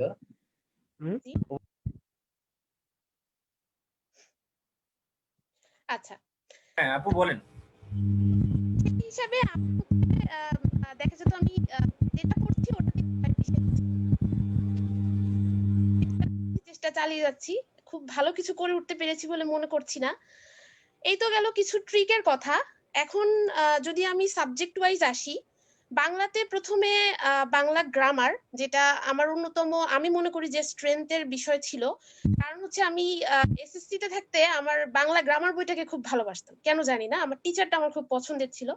তো ওই সুবাদে বাংলা গ্রামার বইটা, যেটা আসলে এখনকার চাকরির পরীক্ষার জন্য অনেক বেশি গুরুত্বপূর্ণ, সেই বাংলা গ্রামার বইটা আমি মানে দেখা যেত যে আমি বলতে পারতাম যে কোনটা বিশেষ নিয়ম, কোনটা হচ্ছে নিপাতনে সিদ্ধ, এই ধরনের জিনিসগুলো যেগুলো একটু এক্সেপশনাল, সেগুলো আমার মানে বুঝতে পারতাম যে এটা কোন চ্যাপ্টারের কোথায় আছে, ধারণা করে মানে ওই যখন টাইম কম থাকতো তখন ওইগুলোই আগে পড়তাম। আর বাংলা গ্রামার তো বাংলা ব্যাকরণ যে 9-10 এর বইটা, ওইটাকেই আমরা ফলো করব। আমরা যেভাবে পরীক্ষা দিয়ে থাকি না কেন, ওইটা থেকে আসলে আলটিমেটলি সব ধরনের প্রশ্ন ডিরেক্টলি অর ইনডিরেক্টলি কমন আসে। আর লিটারেচারের কথা যদি বলি, লিটারেচারের জন্য যখন টাইম খুব কম থাকতো বা পরীক্ষার আগের রাতে বা আগের সপ্তাহে, আমি চাইতাম যে পিএসসি থেকে নির্ধারিত 11 জন সাহিত্যিকের একটা লিস্ট দেয় সবসময় বিসিএস এর সিলেবাসের ভিতরে। তো ওইটা দেখা যেত যে ব্যাংক পরীক্ষায় যদি আমি ওইটা ফলো করতাম, অনেকগুলো প্রশ্ন আমার এমসিকিউ তে কমন চলে আসতো। তো ওই 11 জনের নাম আপনারা সিলেবাস দেখলে পেয়ে যাবেন সরাসরি। আমি যদি এখন কয়েকটা নাম বলি: ঈশ্বরচন্দ্র, মাইকেল মধুসূদন দত্ত, দীনবন্ধু মিত্র, মীর মোশাররফ হোসেন, কায়কোবাদ, রবীন্দ্রনাথ ঠাকুর, রোকেয়া সাখাওয়াত হোসেন, কাজী নজরুল ইসলাম, জসিম উদ্দিন এবং ফরুক আহমেদ। তো শুধু এগুলো পড়বো ব্যাপারটা তা না, আমি আদি যুগ মধ্যযুগ সম্পর্কে তো ধারণা রাখবো, আর এগুলোকে বেশি, বিশেষ করে যেহেতু আধুনিক যুগটা অনেক বেশি মানে ভাস্ট সিলেবাস, তো আমি এগুলোকে বেশি প্রায়োরিটি দিয়ে অন্যান্য যেগুলো আমাদের রিনাউন্ড কবি সাহিত্যিক আছেন তাদের কন্ট্রিবিউশন গুলো পড়ে রাখবো, মাথায় রাখার চেষ্টা করব। এরপরে আসি ইংলিশে। ইংলিশের গ্রামার আইটেমে আমি না মানে রুলস পড়ে মনে রাখতে পারতাম না। তা আমি সবসময় প্রথমবার যখন রুলস পড়তাম, তখন যেগুলোকে আমার কাছে এক্সেপশনাল রুলস মনে হতো, যে আমি দুটো বই থেকে নরমালি পড়েছি, একটা হচ্ছে মাস্টার বইটা, আর একটা ইংলিশ ফর কম্পিটিটিভ এক্সাম। তো এই দুটো বই থেকে যখন আমি রুলস গুলো পড়তাম তখন দেখা যেত কি যেটা একটু এক্সেপশনাল রুলস, যেটা আমরা স্কুলে কলেজে ইউনিভার্সিটিতে খুব একটা জানতাম না বা জানলেও মানতাম না, এই টাইপের এক্সেপশনাল রুলস, সেগুলো আমি প্রথমবার পড়ার সময় ভিন্ন কালি দিয়ে দাগায় রাখতাম। দাগায় রাখলে হতো কি পরবর্তীতে আমি শুধু ওই রুলস এর এক্সাম্পল গুলা পরীক্ষার আগের সপ্তাহে বা আগের মাসে পড়ে যেতাম, তাতে আমি যেগুলো একটু কঠিন রুলস সেগুলো মাথায় থাকার চেষ্টা করতো আর কি। হ্যাঁ, এরপরে ম্যাথের কথা কি বলবো, আমি ম্যাথে যে খুব সবল বা খুব দুর্বল সেটা বলবো না, তবে আমি চেষ্টা করতাম যে কিছু যে কমন চ্যাপ্টার গুলো আছে সেগুলো আমরা সবাই টুকটাক জানি। তো এই কমন চ্যাপ্টার গুলার কোশ্চেন প্রতিদিন যে কোনো বই শেষের দিকে আমি আগারওয়ালটা ট্রাই করতাম, কিন্তু আগারওয়ালটা আসলে এত বড় যে দেখলে আমার ভয় লাগতো। তো যখন ভয় লাগতো তখন ভাবতাম কি যে আচ্ছা ঠিক আছে, এটা পুরোটা করা লাগবে না, আমি একটু কোশ্চেন পড়ে পড়ে যেটা যেটা একটু ভ্যারিয়েশন আছে, নিয়মের ভ্যারিয়েশন আছে, ওরকম নিয়মের ভ্যারিয়েশন গুলা দেখে দেখে করতাম। তো দেখে দেখে করার ফলে প্রতিদিন একটু একটু করে করে ম্যাথে লাস্টের দিকে আর অত সময় দেওয়া লাগতো না। চেষ্টা করতাম যে লাস্টের দিকে একটু যেগুলো মনে থাকে না সেই ধরনের আইটেম গুলো একটু শেষের দিকে পড়তে, পরীক্ষার আগে আগে, যাতে মাথায় ওটা বেশিক্ষণ ধরে রাখা না লাগে, বেশি দিন ধরে রাখা না লাগে। হ্যাঁ, এরপরে আসে জেনারেল নলেজ। জেনারেল নলেজে একটু পার্থক্য আছে বিসিএস এর সাথে। সেটা হচ্ছে যে বিসিএস এ তো একটা গদবাঁধা সিলেবাসের ভিতর থেকে আসে বা আসার চেষ্টা করে, কিন্তু ব্যাংকে আসলে ওইভাবে বোঝা যায় আবার যায় না এরকম।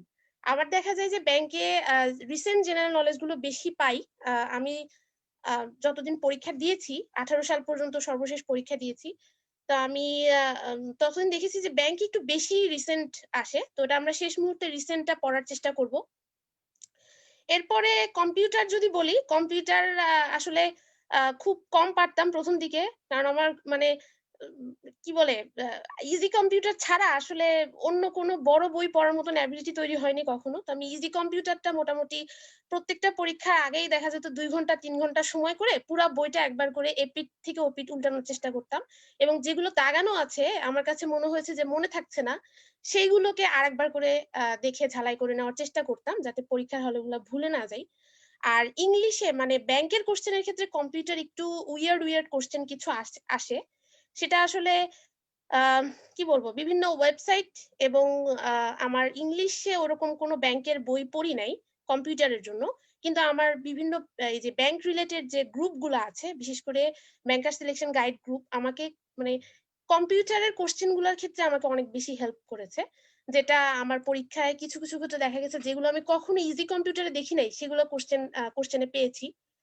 তো সাবজেক্ট ওয়াইজ আসলে যার যার মতন করে শেষে প্রিপারেশন নেওয়াটা উচিত। এখন আসি একটা ভুল নিয়ে। একটা ভুল বলতে কি, আমার লাইফের ফার্স্ট ব্যাংক এক্সাম ছিল হচ্ছে অগ্রণী ব্যাংকের সিনিয়র অফিসার। ওটা সম্ভবত 17তে বা 17তে, হ্যাঁ 2017তে। তো ওই সময় হয়েছে কি যে আমি প্রথম প্রিলি পাস করি অগ্রণী ব্যাংকের সিনিয়র অফিসার। তো আমি প্রিলি পাস করে রিটেন যখন দিতে যাই, তো তখন আমার সবাই আমাকে বলল প্রথম রিটেন ব্যাংকের, বুঝি না অনেক কিছু। তো সবাই আমাকে বলছে যে তুমি আর কিছু না পারো, ম্যাথ গুলা করে আসবা, এটা আসলে মানে ম্যাথ না করে আসলে তোমাকে পাস করাবেই না, এরকম একটা ধারণা দেয়। তো তখন তো বোকা ছিলাম, এখনো বোকাই আছি, তখন আরো বেশি ছিলাম। তো তখন হচ্ছে তখন হচ্ছে আমি দেখা গেল কি যে প্রথমে ম্যাথ করতে যে মানে ওই ওই আইডিয়াটাই তখন নাই, কারণ আমার রিটেনে কিন্তু আমাদের সময় যেটা ছিল, এখনো হয়তো দু এক জায়গায় আছে যে সিরিয়ালি রিটেন অ্যান্সার করতে হয়, 1 থেকে শেষ পর্যন্ত সিরিয়াল অ্যান্সার করতে হয়, এরকম কিছু একটা আছে। তো আমি ওটা খেয়াল না করে ফার্স্টে ম্যাথ ধরে ফেলি এবং আমার ওই রিটেনটা ফেল করি আমি, কারণ ম্যাথের কারণে আমি অন্য গুলাতে টাইম দিতে পারি না, অনেক কিছু ছেড়ে আসি। ম্যাথ করি ঠিকই, কিন্তু আমি রিটেনটা ফেল করি। তো এই ভুলটা করা যাবে না। সো এই পার্সপেক্টিভ থেকে দেখলে পরীক্ষার হলের আমি যত ভালোই প্রিপারেশন নেই না কেন, পরীক্ষার হলের আমার স্ট্র্যাটেজি অনেক বেশি ইম্পর্টেন্ট। হ্যাঁ, তো পরীক্ষার হলের স্ট্র্যাটেজি বলতে প্রথম বলবো যে আমার মানে লোভ করা যাবে না। যখন আমি গোল ভরাট করব বা বৃত্ত ভরাট করব, তখন যদি আমি লোভ করি যে না এটা আমি একটু আগে খালিদ ভাইয়া বলছিলেন যে কেন আমি এটা পারবো না, তো এই লোভটা করা যাবে না যে আমি তো এটা পারবো, এরকম জিদ করা যাবে না, লোভ করা যাবে না। এবং যেটা হবে যে টাইম ম্যানেজমেন্টটা অনেক বেশি ইম্পর্টেন্ট। যখন ম্যাথের জন্য আমাকে অনেক বেশি সময় রাখতে হবে। প্রথমে হচ্ছে আমি যেটা করতাম যে প্রথমে বাংলাগুলো বৃত্ত ভরাট করে ফেলতাম দেখে দেখে, কারণ গ্রামারের ওইদিকে স্ট্রেংথ থাকার কারণে বাংলাগুলো অনেক তাড়াতাড়ি ভরাট করে ফেলতাম। তারপরে ইংলিশটা ট্রাই করতাম, এরপরে জেনারেল নলেজ এবং কম্পিউটার শেষ করতাম, এবং লাস্টে 35 থেকে 40 মিনিট আমি হচ্ছে ইয়ে করতাম, ম্যাথ করার চেষ্টা করতাম। এবং ম্যাথের ভিতরে প্রথম দিকে আমি প্রশ্নকর্তার ট্রিক সম্ভবত এটা, আমি বেশিরভাগ বাজে বাজে ম্যাথ দেখি প্রথম দিকে দিয়ে দেয়, তো যেগুলো দেখলে স্টুডেন্টদের মাথা খুব মানে হ্যাং হয়ে বসে থাকে যে হ্যাঁ হ্যাঁ এগুলো কিভাবে করব। তো এটা করা যাবে না। যে চ্যাপ্টারের ম্যাথ আপনি সহজে করতে পারবেন বলে আপনার কাছে মনে হচ্ছে সেগুলো আগে শেষ করে ফেলতে হবে, তারপরে কঠিনগুলো আপনি আস্তে আস্তে ট্রাই করবেন।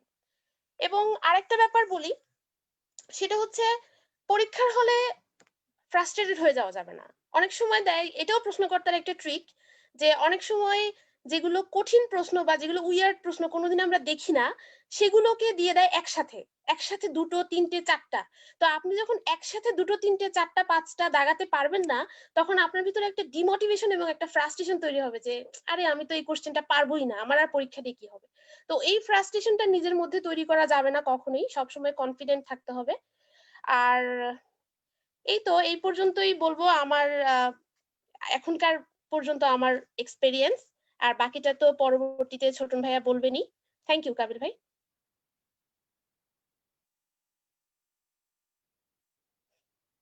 আপুকে ধন্যবাদ, অনেক সুন্দরভাবে কথা বলেছেন। অনেক কথাই উঠে আসলো আমাদের তিনজনের কথার মধ্যে।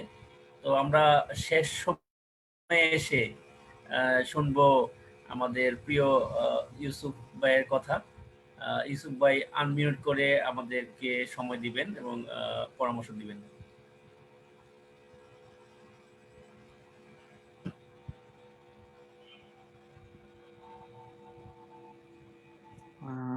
ধন্যবাদ কাবিল ভাইকে। আর এখন আরো সাথে যারা আছেন সবাই আসলে এত ভালো স্পিচ দিয়েছেন, আমি নিজে আসলে বুঝতে পারতেছি না কি বলবো, কারণ মোটামুটি ওভারঅল সব বিষয়ে ভালো ধারণা অলরেডি সবাই পেয়ে গেছেন আশা করি, যারা প্রথম থেকে লাইভে ছিলেন। আমি প্রথম কিছু সেশন মিস করেছিলাম কারণ আজকে আমার একটা অনলাইন ক্লাস ছিল, সেখান থেকে পরে একটু লেট হয়েছে, তার জন্য সরি। আচ্ছা, খালিদ ভাই, তারপরে ইয়াসমিন আপু, তারপরে হচ্ছেন আহ যারা আরো বললেন, মোটামুটি হচ্ছে আমি কি সামারি টেনে দিব কাবিল ভাই, নাকি অন্য কিছু বলবো? আপনি 15-20 মিনিটের মধ্যে আপনার জাস্ট আচ্ছা মানে কৌশলগুলো, আচ্ছা আসলে কৌশলগুলো। একজনের আসলে 1 ঘন্টা লাগে, 1-1.5 ঘন্টা একজনই কথা বলতে পারে। আপনার মতো মানুষ ইয়েস ইয়েস 1 ঘন্টা কথা বলতে পারবে, কিন্তু না, আসলে সেটা সেটা 1 বলা যাবে ঘন্টা অলরেডি। সময় দিতে পারতেছি না। তার জন্য হ্যাঁ হ্যাঁ, না না, অলরেডি 2 ঘন্টার ক্লাস 1.5 ঘন্টা করে 15-20 মিনিটের আসছি। মধ্যে মানে সাবজেক্ট ওয়াইজ কিছু বলে দেবেন আর কি। Yes yes yes. আচ্ছা, প্রথম কথা, 4 তারিখে 5 তারিখে পরীক্ষাটা ক্যান্সেল, এটা নিয়ে অনেকেই হতাশ আসলে। হতাশ হওয়ার কিছু নাই, এটা রিয়েলিটি মেনে নিতে হবে। কেউ কেউ এটা নিয়ে হতাশ, কেউ কেউ বলতেছেন ঠিক আছে। যাই হোক, এখন কর্তৃপক্ষের ডিসিশন ইজ ডিসিশন, সেটাই বড় কথা। তবে আমি মনে করি যাদের প্রিপারেশনটাতে গ্যাপ ছিল তারা হয়তোবা এই সুযোগের কারণে প্রিপারেশনটাকে আরেকটু ঝালাই করে নিতে পারবেন। হ্যাঁ, আর সার্কুলারের বিষয়ে আমি গতকালকে আমার গ্রুপে কয়েকটা গ্রুপে এই লাইভ নিয়ে একটা পোস্ট করছিলাম, সেখানে বলছিলেন কয়েকজন কোশ্চেন করছেন যে যেহেতু এটা 18 সাল ভিত্তিক একটা সার্কুলারের পরীক্ষা ছিল সামনের 5 তারিখে, যেহেতু সেটা হলো না, তাহলে নেক্সট সার্কুলার আসবে কিনা, বা যাদের এখন এজটা শেষ হয়ে গেছে করোনার কারণে, তারা কিভাবে কি করবেন। করোনা বেসিক্যালি এখন হতাশ, সময়টা আসলে ভালো না আমাদের জন্য, বিশেষ করে যারা চাকরি প্রার্থী তাদের জন্য। অনেক মোটামুটি 40-এর রেজাল্ট এখনো পেন্ডিং হয়ে আছে, 38-এর যারা ক্যাডার পান নাই তারাও একটু হতাশ। যাই হোক, অনেক কিছু মিলিয়ে আমরা মানে ভালো সময় পার করছি না যারা বর্তমানে চাকরি প্রার্থী আর কি। তো সার্কুলার আসবে, 18 সাল ভিত্তিক সার্কুলারটা যেহেতু চলে আসছে, এরপরে আপনারা 19 সাল ভিত্তিক সার্কুলার পাবেন। অলরেডি রিকুইজিশন দেওয়া হয়ে গেছে, আমি যতটুকু শুনছি জুনের আগে সেই রিকুইজিশনটা দিতে হয়, অলরেডি রিকুইজিশনটা দেওয়া হয়ে গেছে। সার্কুলারটা হয়তো বা আসার সময় সাপেক্ষ ব্যাপার। আর হলো সম্ভবত বিসিএস বাদে বাকি সার্কুলার গুলা একটু ব্যাকডেটে আসতে পারে, যে করোনার কারণে এটা একটু এক্সপান্ড হবে আর কি, সম্ভবত এরকম একটা ডিসিশন আমি শুনেছি। কারণ কতটুকু সত্য হয় সেটা সময় বলে দিবে। আচ্ছা, এই গেল। আর মোটামুটি যদি প্রিপারেশনের কথা বলতে আসি, আমি মোটামুটি তো অনেকদিন যাবত আছি আসলে।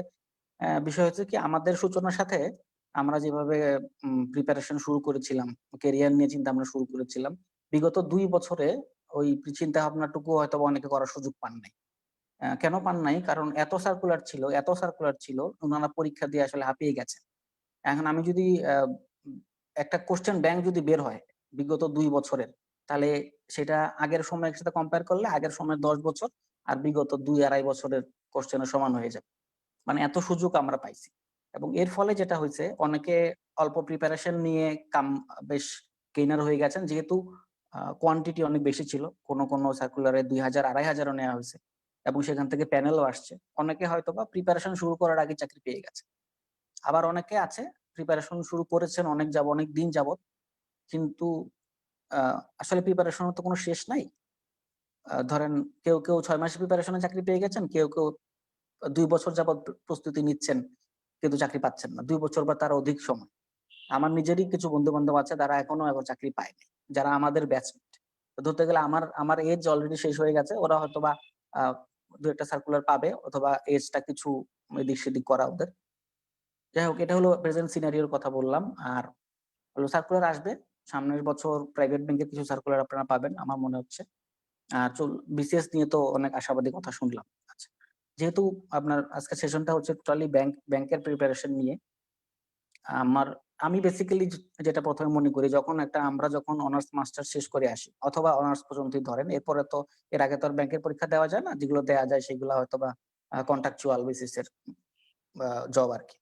পার্মানেন্ট টাইপের জবে আসতে গেলে হয়তোবা আপনাকে অনার্স শেষ করে অথবা মাস্টার্স শেষ করেই আপনাকে আ আ প্রিপারে ইয়েতে এক্সামে বসতে হয়।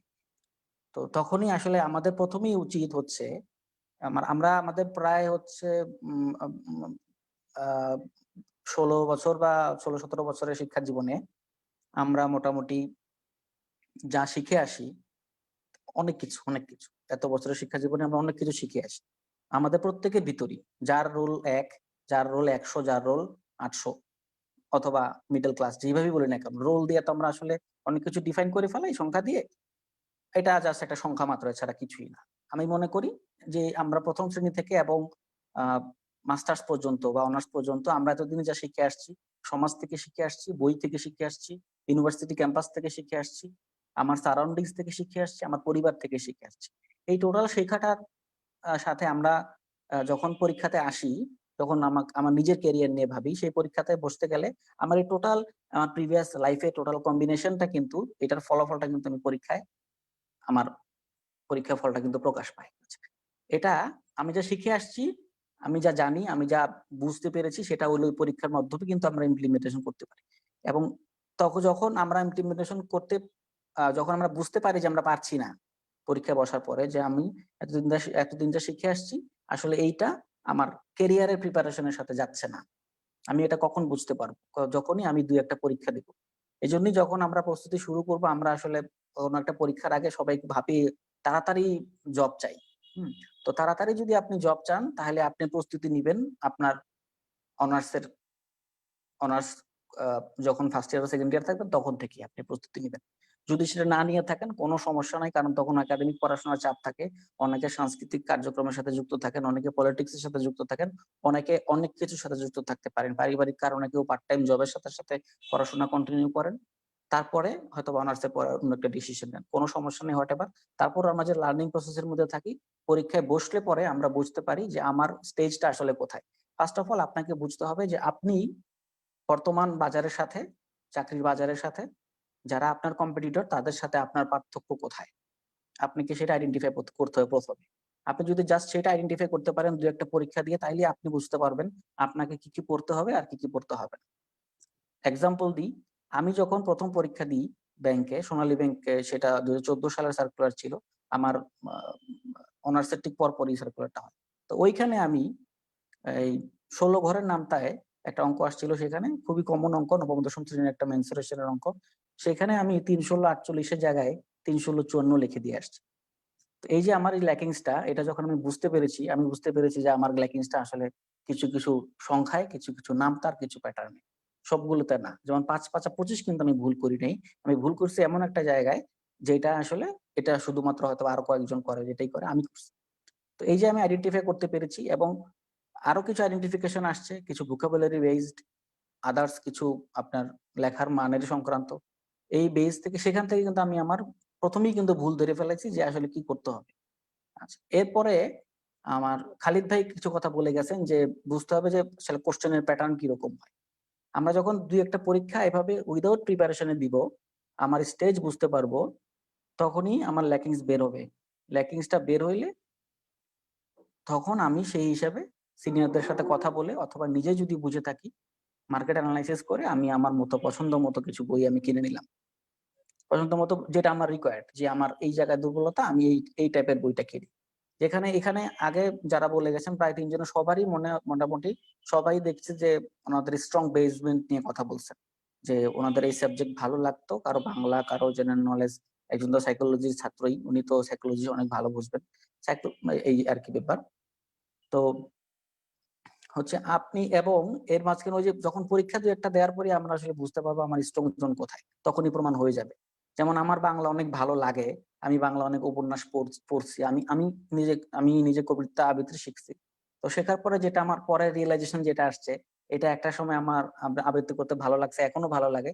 কিন্তু পরীক্ষার হলে কিন্তু আমাকে মার্কস তুলে দেয় নাই। বাংলায় মার্কস তুলতে আমাকে কিন্তু আবৃত্তি হেল্প করে নাই।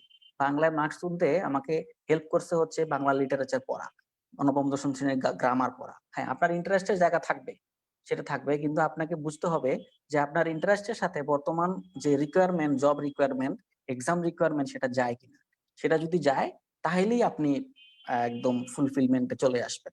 আপনার বেশি দিন অপেক্ষা করতে হবে না। আচ্ছা, এখন আরো ব্যাপার হচ্ছে, এখন পরীক্ষার সময় যে আপনারা আসলে কি করবেন, সার্কুলার সম্পর্কে বললাম।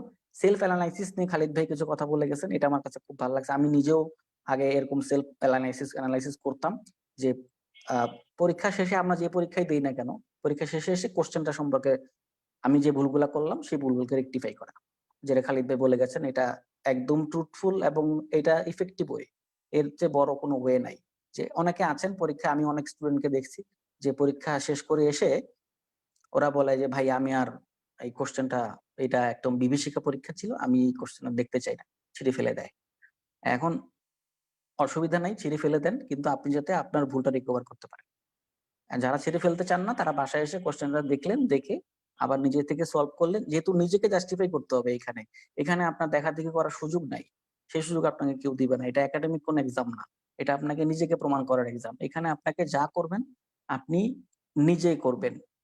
এখানে সেলফ মোটিভেশন যেমন ইম্পর্টেন্ট, সেলফ অ্যানালাইসিসও এখানে ইম্পর্টেন্ট। সেলফ অ্যানালাইসিসও এখানে করতে হবে। আচ্ছা, সেলফ অ্যানালাইসিস করলেন, তারপরে এক্সামে আপনি যে এক্সামই দেন না কেন, আপনি প্রথমেই এক্সামটা বসার আগে এক্সামটার টাইমটা জেনে নিবেন, কত সময় ধরে পরীক্ষা হইতে পারে অথবা কত মার্কসের পরীক্ষা হবে। সেটা জেনে আপনি প্রথমেই টাইম অ্যালোকেশন করে নিবেন। কিভাবে টাইম অ্যালোকেশন করবেন? আপনার যে পছন্দের সাবজেক্ট আছে বা আপনার যেটা প্রিপারেশন অনেক ভালো, সেটাতে আপনি সময় অবশ্যই কম দিবেন। সেটা যদি আপনি সময় কম দিতে না পারেন তাহলে আপনি বুঝে নিবেন যে ওই সাবজেক্ট আসলে আপনি ভালো না। আমি মনে হয় ব্যাপারটা বুঝাতে পেরেছি। আপনার যে পছন্দের সাবজেক্ট, ওই সাবজেক্টে সময় কম হিসাব করে আপনি আপনার পরীক্ষার টাইম অ্যালোকেশন করবেন। সেটা রিটেনের জন্য হইতে পারে, সেটা প্রিলির জন্য হইতে পারে। সেখানে যদি আপনার বেশি টাইম লাগে, তার মানে ধরে নেবেন যে আপনার ওইটার preparation up to the mark হয় নাই, সময় লাগবে। আচ্ছা, এক্ষেত্রে হচ্ছে আপনি যখন টাইমটা অ্যালোকেশন করে নেবেন, সেই টাইমের বেশি কখনোই সময় ওখানে ব্যয় করবেন না।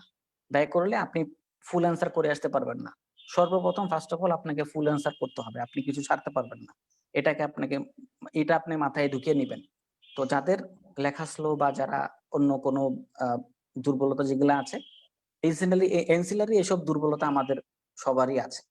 আমরা সেট কোড ভুল করি, আমরা রোল নাম্বার লিখতে ভুল করি, আমরা সিগনেচারের জায়গায় সিগনেচার দেই না। এগুলো থেকে একটু বেরিয়ে আসতে হবে।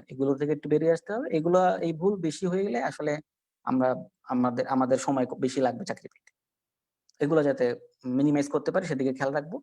আর হলো টাইম অ্যালোকেশনটা অবশ্যই খেয়াল রাখবো। ধরেন যে এটাতে আপনার 15 মিনিট দেওয়ার কথা, আপনি সেখানে 15 মিনিটই দিবেন, সেখানে বেশি সময় আপনি দিবেন না। আচ্ছা, এবং পরীক্ষার হলে মুড সুইং নিয়ে একটা বিষয় আছে, যেটা ইয়াসমিন আপা কিছু কথা বলছিলেন যে সেম প্যাটার্নের কিছু হার্ড লেভেলের ম্যাথ দিয়ে দেয়, সেইটা আমরা করতে গেলে অনেক সময় খাপছাড়া হয়ে যাই। আমি বলি, না এটা কেন পারতেছি না, আমি এটা করবই। ওটা করা যাবে না। এটা সবাই বলে গেছেন মোটামুটি যে ওই যে লোভ করা যাবে না। তারপরে জেদ করা যাবে না। পরীক্ষা হলে এটা আমি করে ছাড়বো। হ্যাঁ? এরকম অনেক এক্সাম্পল আমার আছে। 2015 সাল বাংলাদেশ ব্যাংক অফিসারের পরীক্ষা। বিআইবিএম পরীক্ষাটা নিছিল। তো সেইখানে বিআইবিএম কিছু গ্রাফিক্যাল কোয়েশ্চেন করছিল।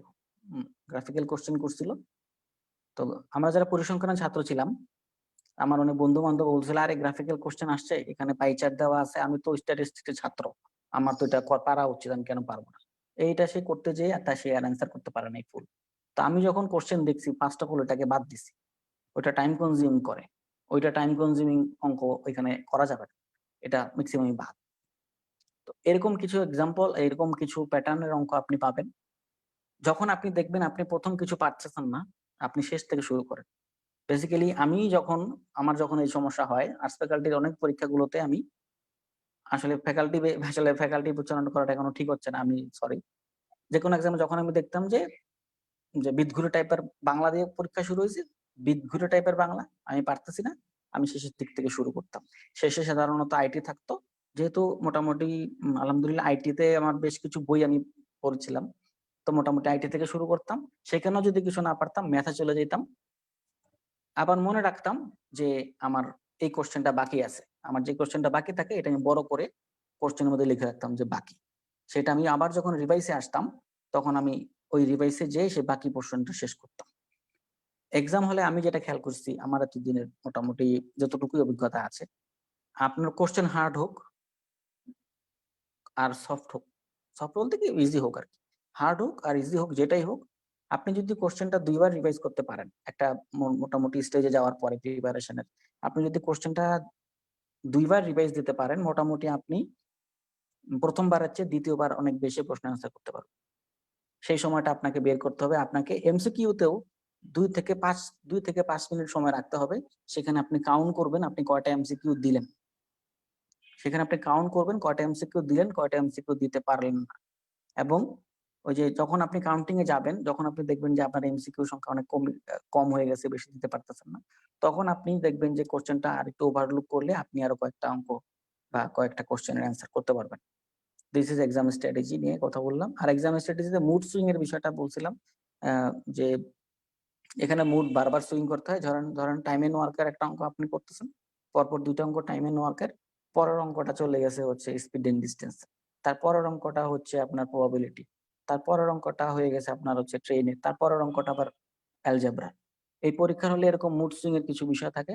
আপনি বাসায়ও যখন প্রস্তুতি নিবেন, বিশেষ করে প্রিভিয়াস ইয়ার এর কোয়েশ্চেন গুলা যখন ভালো করে সলভ করবেন, তখন আপনার এই মুড সুইং টা যেন ঠিকমতো হয় এটা আপনি খেয়াল রাখবেন। কারণ পরীক্ষার হলে আমাদেরকে বাংলা, অঙ্ক, ইংলিশ, জেনারেল নলেজ সবগুলোই অ্যান্সার করতে হয়। সবগুলো অ্যান্সার করতে হয়। তো সেক্ষেত্রে আমরা এটা খেয়াল রাখবো। আর হলো প্রিপারেশন বিষয়টা হচ্ছে, আমি এখানে আরো কিছু কথা বলা যাইতে পারে।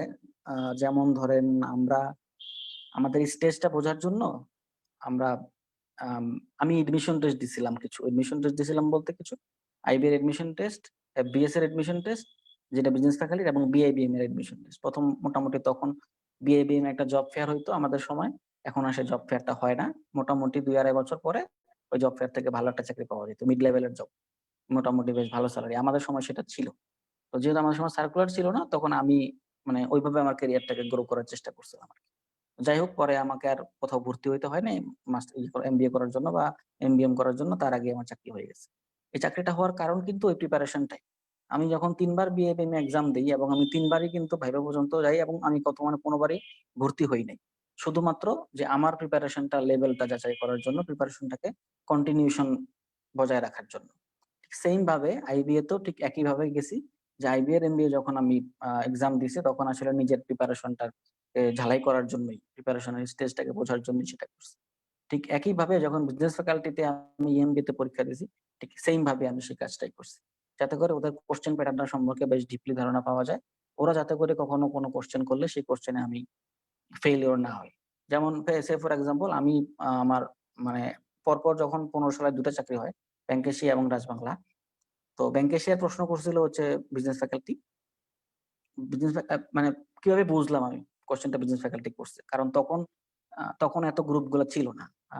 আমি যদি ভুল না করে থাকি তখন সম্ভবত আমরা সবাই ওই অন্য একটা গ্রুপে ব্যাংকিং ক্যারিয়ার ইন বাংলাদেশ আর হচ্ছে বাংলাদেশ ব্যাংক এক্সামিনেট, এই কয়টা মোটামুটি ব্যাংকিং রিলেটেড গ্রুপ ছিল।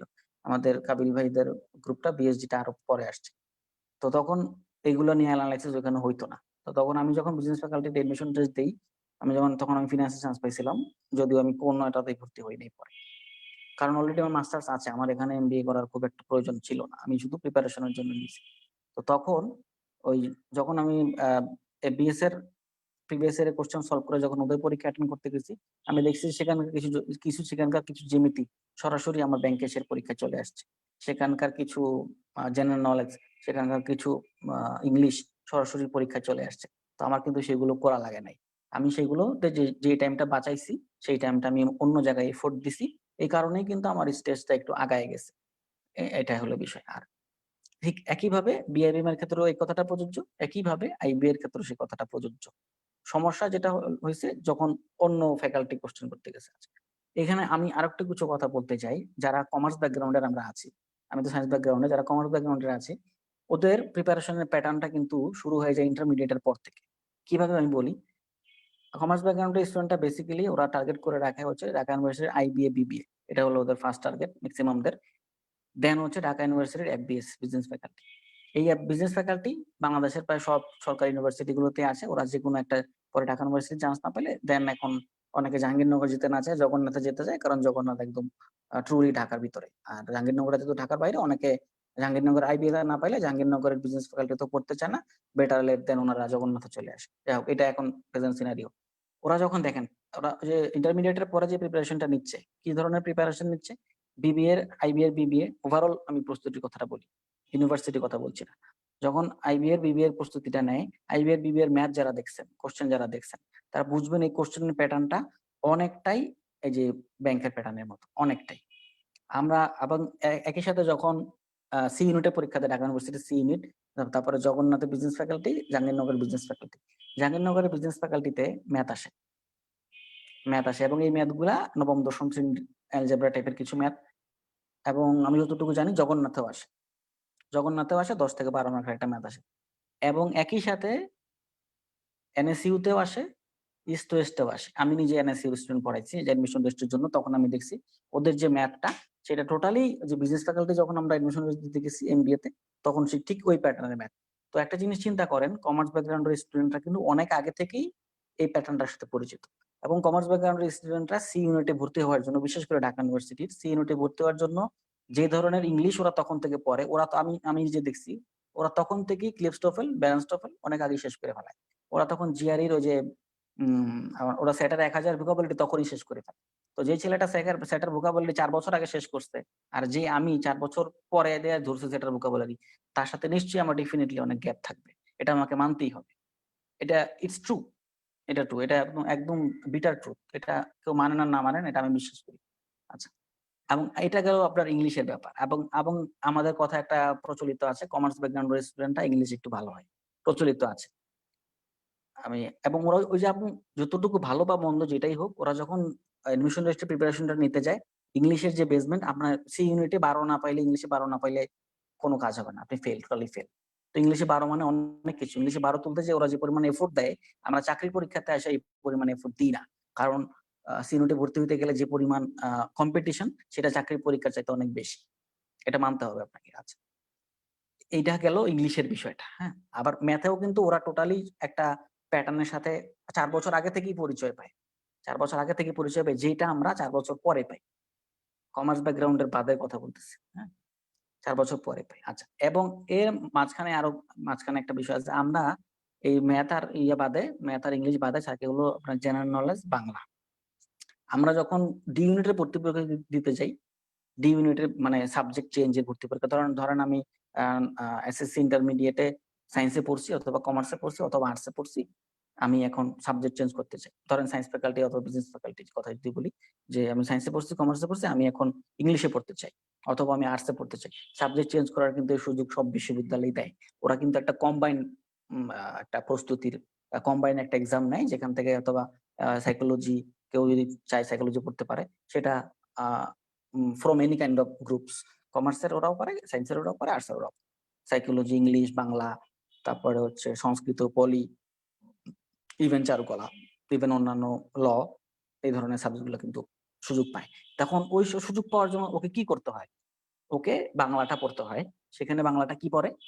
সেখানে বাংলাটা পড়ে আপনার নবম দশম শ্রেণীর ব্যাকরণ বই, সেখানে বাংলাটা পড়ে হচ্ছে ইন্টারমিডিয়েটের বাংলা, বাংলা প্রথম পত্র, সেই সাথে বাংলা দ্বিতীয় পত্রের কিছু অংশ, সেই সাথে তখন ম্যাক্সিমাম স্টুডেন্ট সৌমিত্র শেখর স্যারের বইটা পড়ে। ম্যাক্সিমাম যারা যে কোচিং করে না কেন ম্যাক্সিমাম সৌমিত্র শেখর স্যারের বই পড়ে। এবং কাজী হায়াত স্যারের যে বইটা আছে গোটা আর সিলভার কালারের একটা বই, এটা তো ওরা পড়েই। আচ্ছা, এটাতে একটা বেসমেন্ট তৈরি হয়, গেল বাংলা। এবং সেই সাথে আরেকটা বেসমেন্ট জেনারেল ইংলিশে, জেনারেল নলেজ যে বেসমেন্টটা তৈরি হয় জেনারেল নলেজে, সেটা অল অফ ম্যাক্সিমাম ইউনিভার্সিটিতেই এই যে গ্রুপ চেঞ্জের সাবজেক্টে সাধারণ জ্ঞান থেকে কোশ্চেন আসে। তো ওরা তখন সেই সাধারণ জ্ঞান শুরু করে, ওরা শুরু করে হলো আজকের বিশ্ব থেকে। তো আজকের বিশ্বে অনেক মোটা একটা বই, এটা শেষ করতে পারাটা অনেক একটা মানে এটা যুদ্ধ জয় করার মতো, অনেক মোটা বই। অনেকে শুরু করে, এখন মনে হয় কেউ ওইভাবে করে না আজকের বিষয়টা। ওই কারেন্ট অ্যাফেয়ার্স থেকে, তারপরে কোচিং এর শীট থেকে, তারপরে বিসিএস এর প্রিভিয়াস এর কোশ্চেন থেকে, অর্থনৈতিক সমীক্ষা, বাজেট, এইসব জায়গার সাথে কিন্তু ওরা অনেক আগের থেকেই পরিচিত। হ্যাঁ, এটা অনেক আগের থেকেই পরিচিত। তো যারা এই বিষয়টাতে অনেক স্ট্রং একটা বেসমেন্ট তৈরি করে, ওরা পরে 4 বছর পরে যায় দেখে কি, আরে আমি তো এই জিনিসটা পড়ছিলাম এইভাবে, আমি এটা এইভাবেই এখন পড়ি, আমার মনে থাকবে। এই যে মনে করা, যে তখন ওরা 4 বছর পরে এটাকে যখন আবার রিকল করতে পারে যে আমি তো 4 বছর আগে এরকম কিছু পড়ছিলাম, আমি তখন ভোরবেলা উঠে পড়ছি, এ কারণে আমি ইউনিভার্সিটিতে চান্স পাইছি, এখন আমি সেই একই রকম ভাবে ভোরবেলা উঠে পড়ি, আমার হলো একটা মোটামুটি তাড়াতাড়ি চাকরি পেয়ে যাবো। এই যে নিজের হচ্ছে সাফল্যের একটা সময়কে রিকল করা। এই যে আমাদের খালিদ ভাই ভালো বলতে পারবেন। তো মেহতাব ম্যাডাম এই ধরনের কথাবার্তা খুব বলে যে আমরা যখন খুব ডিপ্রেসে থাকি অথবা আমরা যখন হতাশায় থাকি, তখন উনি বলে যে তোমার জীবনের সফলতাকে তুমি স্মরণ করো। সেই সফলতাটা সময় তুমি কি কি কাজ করছো, কিভাবে সফলতাকে এনজয় করছো, কিভাবে সফলতাটাকে সেলিব্রেশন করছো, এই জিনিসগুলোকে তুমি রিকল করো। তুমি রিকল করলে তোমার সেই প্রিভিয়াস সময়টাকে মনে করতে পারবা, সেটা তোমার স্বর্ণালী যুগ। এই মনে করতে পারলে তুমি আবার তোমার ভালো থাকার ইচ্ছা থেকেই তুমি সেই কাজটা দেখবে অটোমেটিকলি তুমি করতে পারতেছো। করতে পারলে তুমি দেখবা যে আবার তুমি আগের জায়গায় চলে আসছো। এই যে নিজেকে সেলফ মোটিভেশনের মাধ্যমে নিজের সাইকোলজিটাকে একটু ইয়ে করা, রিভাইভ করা, এই প্রসঙ্গে আমি বলতেছিলাম আসলে। তো তখন ওই যে বললাম যে যারা সাবজেক্ট চেঞ্জ করে ওরা এইভাবে পড়াশোনা করে। যারা ট্রুলি সায়েন্স, আমি সেই প্রসঙ্গে এখনো আসিনি। তো এই হলো বিষয়। ওরা তখন 4 বছর পরে এসে মোটামুটি একটা লেভেলে চলে আসে। ওদের আর বেশি দিন লাগে না চাকরি পাইতে। ইটস ট্রু, এটা সত্য কথা। ম্যাক্সিমামদেরই বিশেষ করে Dhaka university C unit, Jahangirnagar, বিশেষ করে কমার্স ব্যাকগ্রাউন্ডের মোটামুটি নামজাদা বিশ্ববিদ্যালয় যারা সি ইউনিটের, ওদের আসলে বেশি দিন সময় লাগে না, কারণ ওরা ওই প্যাটার্নটা থেকে ওরা প্রায় 50% কাজ অনেক আগেই ছেড়ে আসে। আর মূল সমস্যা যেটা হয়, আমরা জেনারেল যারা আছি, বিশেষ করে যারা পরে সায়েন্স ফ্যাকাল্টির থেকে আইসা ব্যাংকে ঢুকতে চাই, যারা এরকম বিষয় আছে, আমারও তো কথা আছে যে চাউর আছে যে সায়েন্সের ছেলে পেলে ম্যাথ অনেক ভালো, ওরা ইংলিশ পারে না, ওরা বাংলা পারে না। তো এই হলো বিষয়। এই ধ্যান ধারণা নিয়ে আমরা অনেক ছোটবেলা থেকে তৈরি মানে মেন্টালিটি তৈরি করছি। তো পরে আইসা আমাদেরকে এই প্রস্তুতিটা হয় কি, তখন ৩য় বর্ষ থেকে ভোকাবুলারি পড়া শুরু করতে হয়, বাংলা তখন পড়া শুরু করতে হয়। এই হলো ব্যাপার আর কি। তো এই ছিল মোটামুটি হচ্ছে আসলে প্রস্তুতির একটা মোটামুটি একটা ইতিহাস বলে ফেললাম আর কি। তো অসংখ্য এখন ধন্যবাদ এই ইউসুফ ভাই, আপনাকে অসংখ্য ধন্যবাদ। আসলে আমি বলছি যে আমি আগেই বললাম যে আপনাকে 1 ঘন্টা দিলেও আসলে 1 ঘন্টাই চালিয়ে যেতে পারবেন, না সমস্যা নাই। সেটা ভাই তারপর আমাদের সময় যেহেতু সীমিত, ডেফিনেটলি, জি জি। হ্যাঁ সময় সীমিত। আর ম্যাক্সিমাম কমেন্টস আমি দেখলাম যে রিটেন নিয়ে, মানে সবার আচ্ছা প্রত্যাশা আপনার রিটেনের কথা বলেন। আসলে রিটেনের এই প্রোগ্রামটা হলো সম্পূর্ণ প্রিলি, তাই হ্যাঁ আমরা প্রিলি নিয়ে কথা বললাম। আর অন্য এক সময় আপনাদের 4 জনকে একসাথে যদি ডাক দেই, আশা করি আপনারা আসবেন।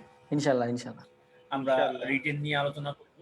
তো ওই সময় দেখি আমি চেষ্টা করব দুজন করে আনতে, কারণ 4 জন আনলে সমস্যাটা কি হয়, মানে সময় কম দিতে হয়। তো আমাদেরকে যাতে বেশি সময় দিতে পারি, তার জন্য হয়তো দুজন করে আনবো, হ্যাঁ, রিটেনে হ্যাঁ প্রস্তুতির জন্য। হ্যাঁ, আরেকটা আর এখান থেকে একটু আপনাকে একটু ইন্টারাপ্ট করি। এক্ষেত্রে আপনি যেটা করতে পারেন যে যে সাবজেক্টে স্পেশালিস্ট, ধরেন যার যেটা ভালো লাগে, রিটেন হোক অথবা প্রিলি হোক, যে আপনি ভাই এই প্রসঙ্গে বলবেন, এবং দ্বিতীয় জন যদি উনি অন্য প্রসঙ্গে বলবে, চতুর্থ জন অন্য প্রসঙ্গে বলবে, তৃতীয় জন অন্য প্রসঙ্গে, এভাবে ভাগ করে দিলে তখন হয় কি মোটামুটি মানে রিপিটেশনটা হয় না। আচ্ছা, আসলে আসলে ভাই এটা মূলত অভিজ্ঞতা শেয়ারিং, মানে জাস্ট ছোটরা যাতে উৎসাহী হয়। যেমন আপনার জি। অভিজ্ঞতা শেয়ার করলেন, ইয়াসমিন আপু ওনার অভিজ্ঞতা শেয়ার করলো, সবাই সবার অভিজ্ঞতা শেয়ার করলো। তো আমরা কমেন্টসে দেখলাম যে সবারই প্রত্যাশা যে সবাই রিটেন নিয়ে চায়, যে ফোকাস রাইটিং বলেন, এই বলেন সেই বলেন, অনেকেই বলতেছে। তো দেখলাম যে অনেকে আবার কমেন্টসের উত্তর দিতেছে। তো আপনাদেরকে কাইন্ডলি বলবো যে আপনারা কমেন্টস এর উত্তরগুলো দিয়ে দিবেন। আমরা 1.5 ঘন্টা অলরেডি হয়ে গেছে, আমাদের সময় শেষ। আমরা এই মুহূর্তে আসলে কমেন্টস এর অ্যানসারে যাব না। এই মুহূর্তে আসলে সবার বিদায়ের পালা, এবং আমি সর্বশেষ একটু কিছু, অ্যাড করি কাবিল ভাই। হ্যাঁ হ্যাঁ, অল্প স্বল্প কথা বলে আপনারা বিদায় দিবেন। প্রথমে যেহেতু আয়নাল হক ভাইকে দিয়েছিলাম, আমি ফ্লোর দিয়েছিলাম, ওনাকে বলবো যে 2-3 মিনিটের মধ্যে আপনি কথা বলে শেষ করবেন। তারপর খালিদ হোসেন ভাই বলবেন, তারপর মানে ইয়াসমিন আপু বলবেন, তারপর আবার মানে ইউসুফ ভাই সর্বশেষ, মানে আমাদের গ্রুপের সদস্যদের জন্য সর্বশেষ 2-3 লাইনে কিছু বলবেন, মোটিভেটেড বলেন বা যেভাবে বলেন পড়াশোনা ভিত্তিক সর্বশেষ কিছু বলবেন, বিদায়ী ভাষণ আর কি। আমরা কমেন্টসে যাচ্ছি না, কমেন্টস গুলোর অ্যান্সার আপনারা কাইন্ডলি অ্যান্সার মানে লিখে অ্যান্সার দিয়ে দিবেন, মানে উত্তর দিয়ে দিবেন। আইনাল ভাই, আপনি আনমিউট করে কথা বলেন। হ্যাঁ শোনা ভাই, সর্বশেষ আমি যেটা বলবো যে আমরা 4 জনই বললাম, সব মিলে যদি একটা একটা চিন্তা করা হয় যে সব মিলে একটা 100% একটা প্রস্তুতি বলা যায়, কৌশল বলা যায়, সবকিছু আমার মনে হয় হবে। তো আমি যেটা বলবো যে নিজের আত্মবিশ্বাসটাকে মানে বাড়ায় নিয়ে নিজের উপর একদম মানে কনফিডেন্স লেভেল যতটা সম্ভব হাই করে আমি যা পারবো এইটাই হলো, এই ওয়েতে আমাকে আগাইতে হবে। এবং আমরা যেটা বললাম 4 জন মিলে, সেটা একটু যদি ফলো করা যায়, ফলো করে আমরা নিজের ট্রিক, নিজের কৌশল আর নিজের পড়ার স্টাইল অনুসারে আগায় যাব। আর সবার জন্য শুভকামনা, সবার জন্য দোয়া। বিশেষ করে কাবিল ভাইকে অসংখ্য ধন্যবাদ যে এমন একটা আয়োজন করা। আমাদের সে অভিজ্ঞতাগুলা ছোটদের মাঝে বিলিয়ে দেওয়ার ব্যাপার স্যাপার একটা আছে, যেটা আসলে আগে আমরা পাই নাই, এখনকাররা পাচ্ছে। তাদের রাস্তা সুগম হোক, সবার জন্য শুভকামনা। আল্লাহ হাফেজ, আসসালামু আলাইকুম। ধন্যবাদ আইনাল ভাইকে অল্প সময়ের মধ্যে ওনার সমাপনী বক্তব্য। খালিদ হোসেন ভাই, আপনি বলবেন। যাদের প্রিপারেশনটা একটু খারাপ ছিল তাদের জন্য একটাই সুসংবাদ, সেটা হলো সুযোগটা কাজে লাগান। 5 তারিখ যেহেতু পরীক্ষাটা ছিল, আমার ক্ষেত্রেও যেটা হয়েছিল, রিটেন পরীক্ষাটা একবার যখন প্রথমবার আমাদের 8 ব্যাংক সিনিয়র অফিসারে যখন প্রথমটা খারাপ হয়েছে, দ্বিতীয়টা কিন্তু আমি ঘুরে দাঁড়াইছি। তো আপনাদের যাদের প্রিপারেশনটা এখন একটু কম আছে তাদের জন্য কথা একটাই, সুযোগটা কাজে লাগান। আর একটা বিষয় যেটা বলতে চাইছিলাম সেটা হলো যে পরীক্ষার হলে অনেক সময় যে দেখবেন স্ট্রং জোনটা আপনার উইক জোন হয়ে গেছে। আপনি ম্যাথে খুব ভালো, ম্যাথ এমন ম্যাথ হয়েছে আপনি পারতেছেন না, বা আপনি বাংলায় ভালো, বাংলায় এমন কোশ্চেন হয়ে গেছে, স্ট্রং জোন অনেক সময় উইক জোন হয়ে যেতে পারে, উইক জোন অনেক সময় স্ট্রং জোন হয়ে যেতে পারে। তো ওই 1 ঘন্টার মধ্যে আপনাকে কিন্তু এটা, যদি স্ট্রং জোন উইক জোন হয়ে গেছে তখন আপনাকে ফাইন্ড আউট করতে হবে না এই প্রশ্নের মধ্যে আমার স্ট্রং জোন আছে। আর প্রশ্নের ক্ষেত্রে অনেক সময় যেটা দেখি যে না অমুক ফ্যাকাল্টি বা এই কোশ্চেনটা আজকে খুবই হার্ড হয়েছে, কেউ পারবে না। প্রশ্নের ক্ষেত্রে একটা কথা বলি যে প্রশ্নের সিলিং ইফেক্ট এবং ফ্লোর ইফেক্ট বলতে একটা কথা আছে। ফ্লোর ইফেক্ট হলো আপনার যে প্রশ্নের প্যাটার্নটাই দেখা যাচ্ছে কেউই ভালো করতেছে না, এটা হলো মানে ফ্লোর ইফেক্ট। আর সিলিং ইফেক্ট হলো দেখা যাচ্ছে প্রশ্ন যা করা হয়েছে খুবই সহজ করা হয়েছে, সবাই খুব ভালো পারতেছে। এখন আপনি মার্ক কম পান অথবা মার্ক বেশি পান, এটা কোনো ফ্যাক্ট না, আপনার কিন্তু টপারের মধ্যে থাকতে হবে। দেখা গেল যে প্রশ্ন 80টা এমসিকিউর মধ্যে প্রশ্নটা মানে আপনার 30-এ টিকা যাচ্ছে, আবার অনেক প্রশ্ন অনেক সময় হয় যে 60-এও টিকা যায় না। এই কারণে পরীক্ষার হলে এটা নিয়ে একদমই নার্ভাস ফিল করা যাবে না। প্রশ্ন খুবই হার্ড হয়েছে, হার্ড হলে সবার জন্যই হার্ড, সহজ হলে সবার জন্যই সহজ। এই কারণে সহজ হইলে খুব খুশি। আমি অনেক পরীক্ষা এরকম হয়েছে, প্রশ্ন খুব ইজি হয়েছে, খুব সুন্দরভাবে পরীক্ষা দিয়েছি, খুবই খুশি, ঠিকই নাই। পরীক্ষা অনেক হার্ড আসছে, প্রশ্ন হার্ড আসছে, পরীক্ষা টিকবো কিনা, সেই পরীক্ষা টিকে গেছি। কাজেই এই প্রশ্নের সিলিং ইফেক্ট বা ফ্লোর ইফেক্ট নিয়ে একদম টেনশন করা যাবে না। আর যেই বিষয়টা একটু ওই স্পিড টেস্ট, আমাদের এই পরীক্ষায় কিন্তু শুধু পাওয়ার টেস্ট করা হয় না, টাইম দেওয়া হয়। টাইম টেস্ট ধরো মানে টেস্ট হলো দুই ধরনের, স্পিড টেস্ট, পাওয়ার টেস্ট। আমাদের এমসিকিউতে স্পিড টেস্ট এবং পাওয়ার টেস্ট দুটাই পরীক্ষা করা হয়, অর্থাৎ আপনি কম সময় কত দ্রুত অ্যান্সার করতে পারতেছেন এই বিষয়টা দেখা হয়। আর যে কোনো পরীক্ষায় অংশগ্রহণ করতে হবে। পরীক্ষায় অংশগ্রহণ করলে, কারণ পরীক্ষার যে এনভায়রনমেন্ট আপনাকে কোচিং সেন্টার কিন্তু দিবে না, ওই পরীক্ষার এনভায়রনমেন্টটা আপনি পরীক্ষায় অ্যাটেন্ড করবেন। পরীক্ষা অ্যাটেন্ড করলে মানে আপনার ওই পরীক্ষার মধ্যে ফিলিংসটা কাজ করবে। আর অনেকেরই একটা কথা শুনি, বয়স শেষ, 1 বছর আছে, 6 মাস আছে, 1.5 বছর বা 2 বছর, ভাই পারবো কিনা। তো তাদের জন্য একটাই কথা, যে আসল কথা আমি অনেক জবের ট্রাই করছি। আমি বিশ্ববিদ্যালয়ের টিচার হওয়ার জন্য 3টা বিশ্ববিদ্যালয় ভাইবা দিছি। তারপর আমি আর্মিতে ট্রাই করছি, আমি নেভিতে ট্রাই করছি, তারপরে এখন মানে বিভিন্ন জায়গায় সুইং করছি। আমি এইটা বুঝছি অন্তত জব পাওয়ার জন্য এত সময় লাগে না। 6 মাস 1 বছর যদি আপনি ভালো প্রিপারেশন নেন, আপনার জন্য 1 বছর প্রিপারেশন ইজ এনাফ। 1 বছর প্রিপারেশন নিলে যথেষ্ট। আর চারপাশ থেকে অনেক নেতিবাচক কথা শুনতে হবে। এই আমি একটা সময় অনেক রাত এমন হয়েছে টিকি নাই, কান্নাকাটি করে বালিশ ভিজাইছি। এমন হয়েছে ঈদের দিন পর্যন্ত কান্নাকাটি করছি। ঈদের আগের দিন যখন ইয়া উঠছে, ঠিক আছে, চন্দ্র উঠতেছে আগের দিন ইয়েতে, সেই সময় পর্যন্ত কান্নাকাটি করছি। কিন্তু এই বিষয়টা, এই দিনটা কিন্তু থাকবে না। আপনাকে সেখান থেকে কাম ব্যাক করতে হবে।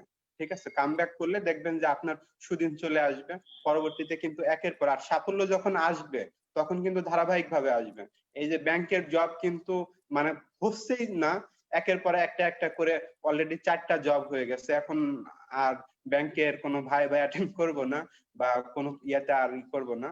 তো এখন হলো যে আপনি যখন সাফল্য পাবেন ধারাবাহিক ভাবে, এবং প্রথম সাফল্যটা যখন আমার আসলো তখন আমি 40 পিলির জন্য যখন বসছি, তখন কিন্তু আমি 40 পিলিটা অল্প প্রিপারেশনে কৌশলে টিকে গেলাম এবং রিটার্নও দিচ্ছি। তো এই কারণে হলো অনেক সময় হয় যে যখন আপনার সাফল্য আসবে, যে করেই হোক, ছোট হোক বড় হোক, সাফল্য আগে আনুন।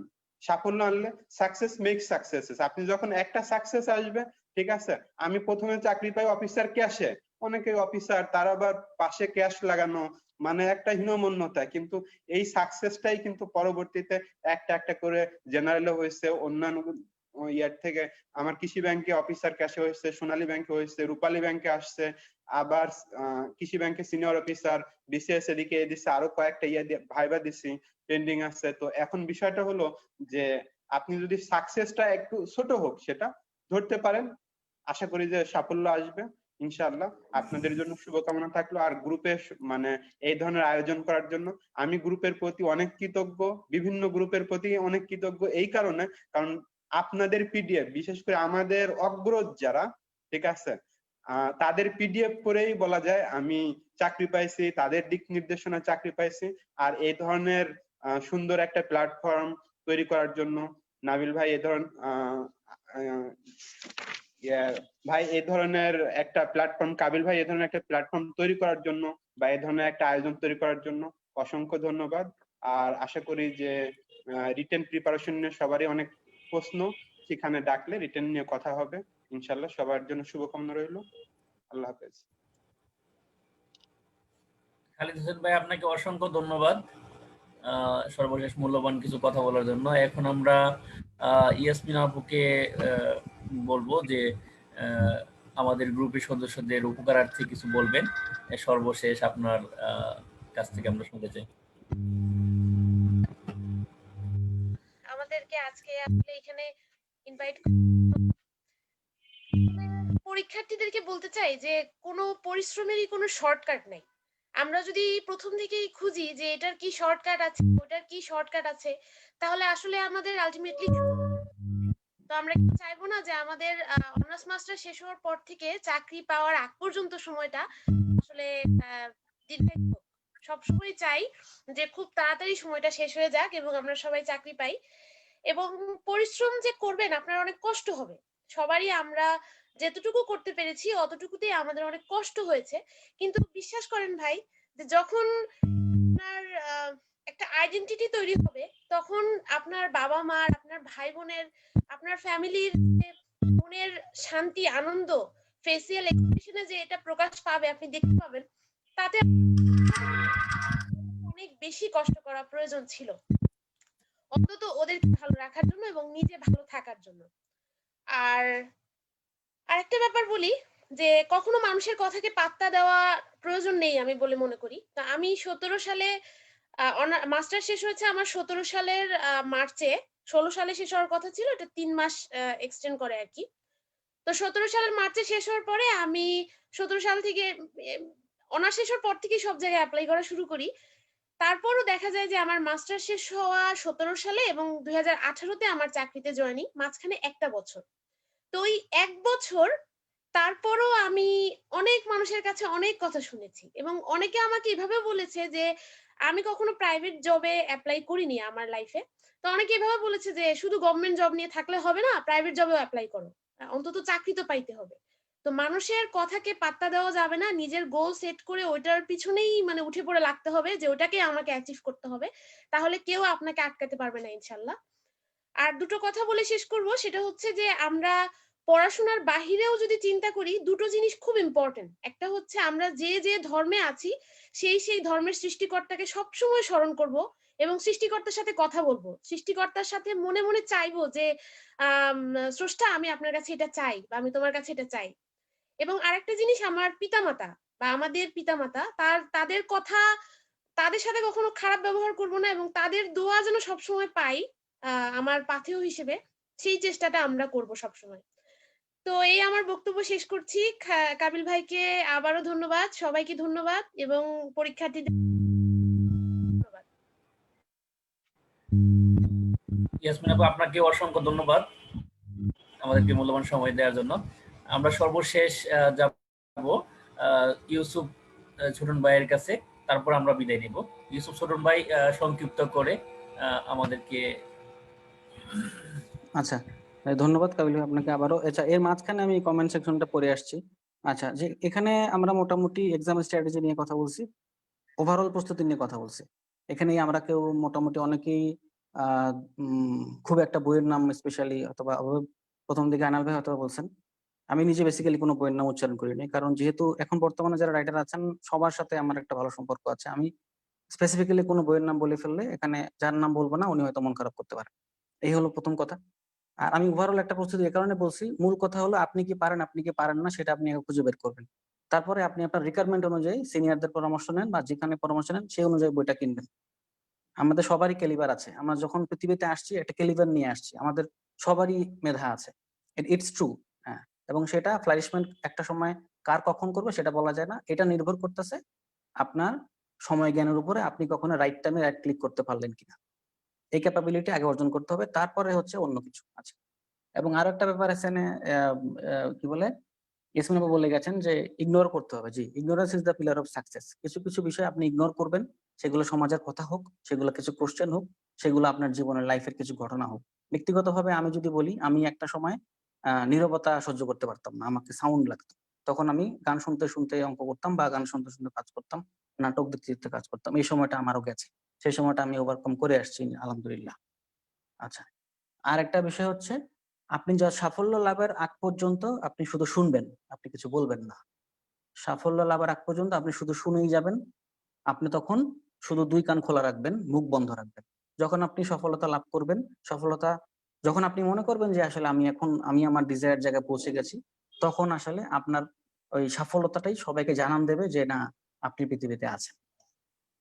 এইভাবে এই জেদটুকু থাকতে হবে, এই জেদটুকু থাকলেই দেখবেন যে আপনি খুব কুইকলি যেকোনো একটা অবস্টাকলকে রিকভার করতে পারছেন। আমি এই বলেই আজকে শেষ করতে চাই।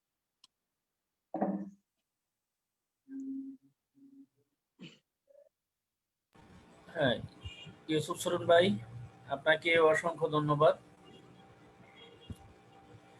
আসলে সবাই আমরা আমাদের গ্রুপের সদস্যদের জন্য 4 জন সময় দিয়েছেন।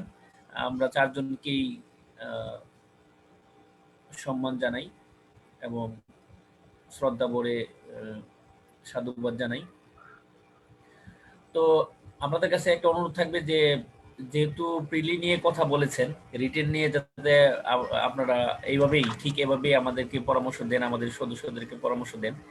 অনেকেই চাওয়া আজকের কমেন্টস গুলো আপনারা একটু খেয়াল করবেন। কমেন্টস গুলো আপনাদেরকে ট্যাগ করা হয় না, আমি ট্যাগ করে দিব পোস্টে। কমেন্টস গুলো একটু দেখবেন আর কমেন্টস এর যতটা সম্ভব উত্তর দেওয়ার চেষ্টা করেন। আর বেশিরভাগ কমেন্টস আমি দেখলাম যে কিভাবে রিটেন প্রস্তুতি নেওয়া যায়, পিডির পাশাপাশি কিভাবে রিটেনের প্রস্তুতি নেওয়া যায়, এই ধরনের কমেন্টস পড়েছে অনেকেই।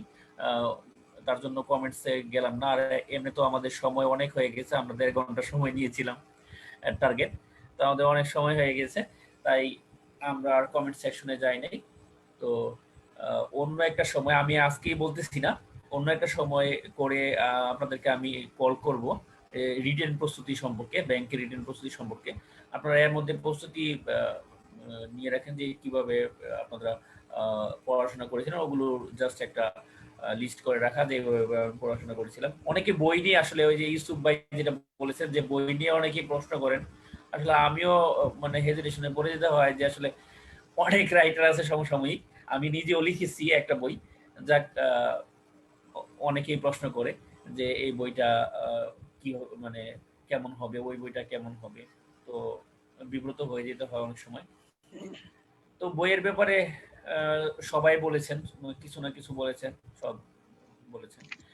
যাক, আমরা রিটেনের ব্যাপারে পরবর্তী অন্য একদিন সেশনে আশা করি 2 জন করে ডাকার চেষ্টা করব, কারণ সময় দেয়া যায় না, সময় দিতে হবে আপনাদেরকে, তাহলে আপনারা মন খুলে কথা বলতে পারবেন। তাহলে আজকে এই পর্যন্তই। কাবিল ভাই একটু যোগ করি যে সেটা হইলো গিয়ে আমি বলবো যে আমাদের যে মেম্বাররা আছে, গ্রুপের যে মেম্বাররা আছে, আমি চাবো তারা পরবর্তীতে আমাদের কথাগুলো শুনে সফলতা অর্জন করুক, আর এরকম জায়গায় তাদেরকে আমরা ইনভাইট করবো ইনশাল্লাহ। এরকম পরিস্থিতি যেন সবাই নেয় আর কি, আমি এটা হ্যাঁ, বলবো গ্রুপ অবশ্যই মেম্বারদেরকে। অবশ্যই। অগ্রিম বলা যায়, আমি অগ্রিম ইয়া জানাচ্ছি যে তারা সফলতা অর্জন করুক আর আমাদের এই জায়গাটা তারা দখল করুক, আমি এটা বলবো। Thank you. অবশ্যই। আচ্ছা, আপনাদের সবাইকে ধন্যবাদ জানিয়ে আজকের প্রোগ্রাম এখানেই শেষ করছি। আসসালামু আলাইকুম, আল্লাহ হাফেজ। ওয়ালাইকুম আসসালাম। আসসালামু আলাইকুম। আল্লাহ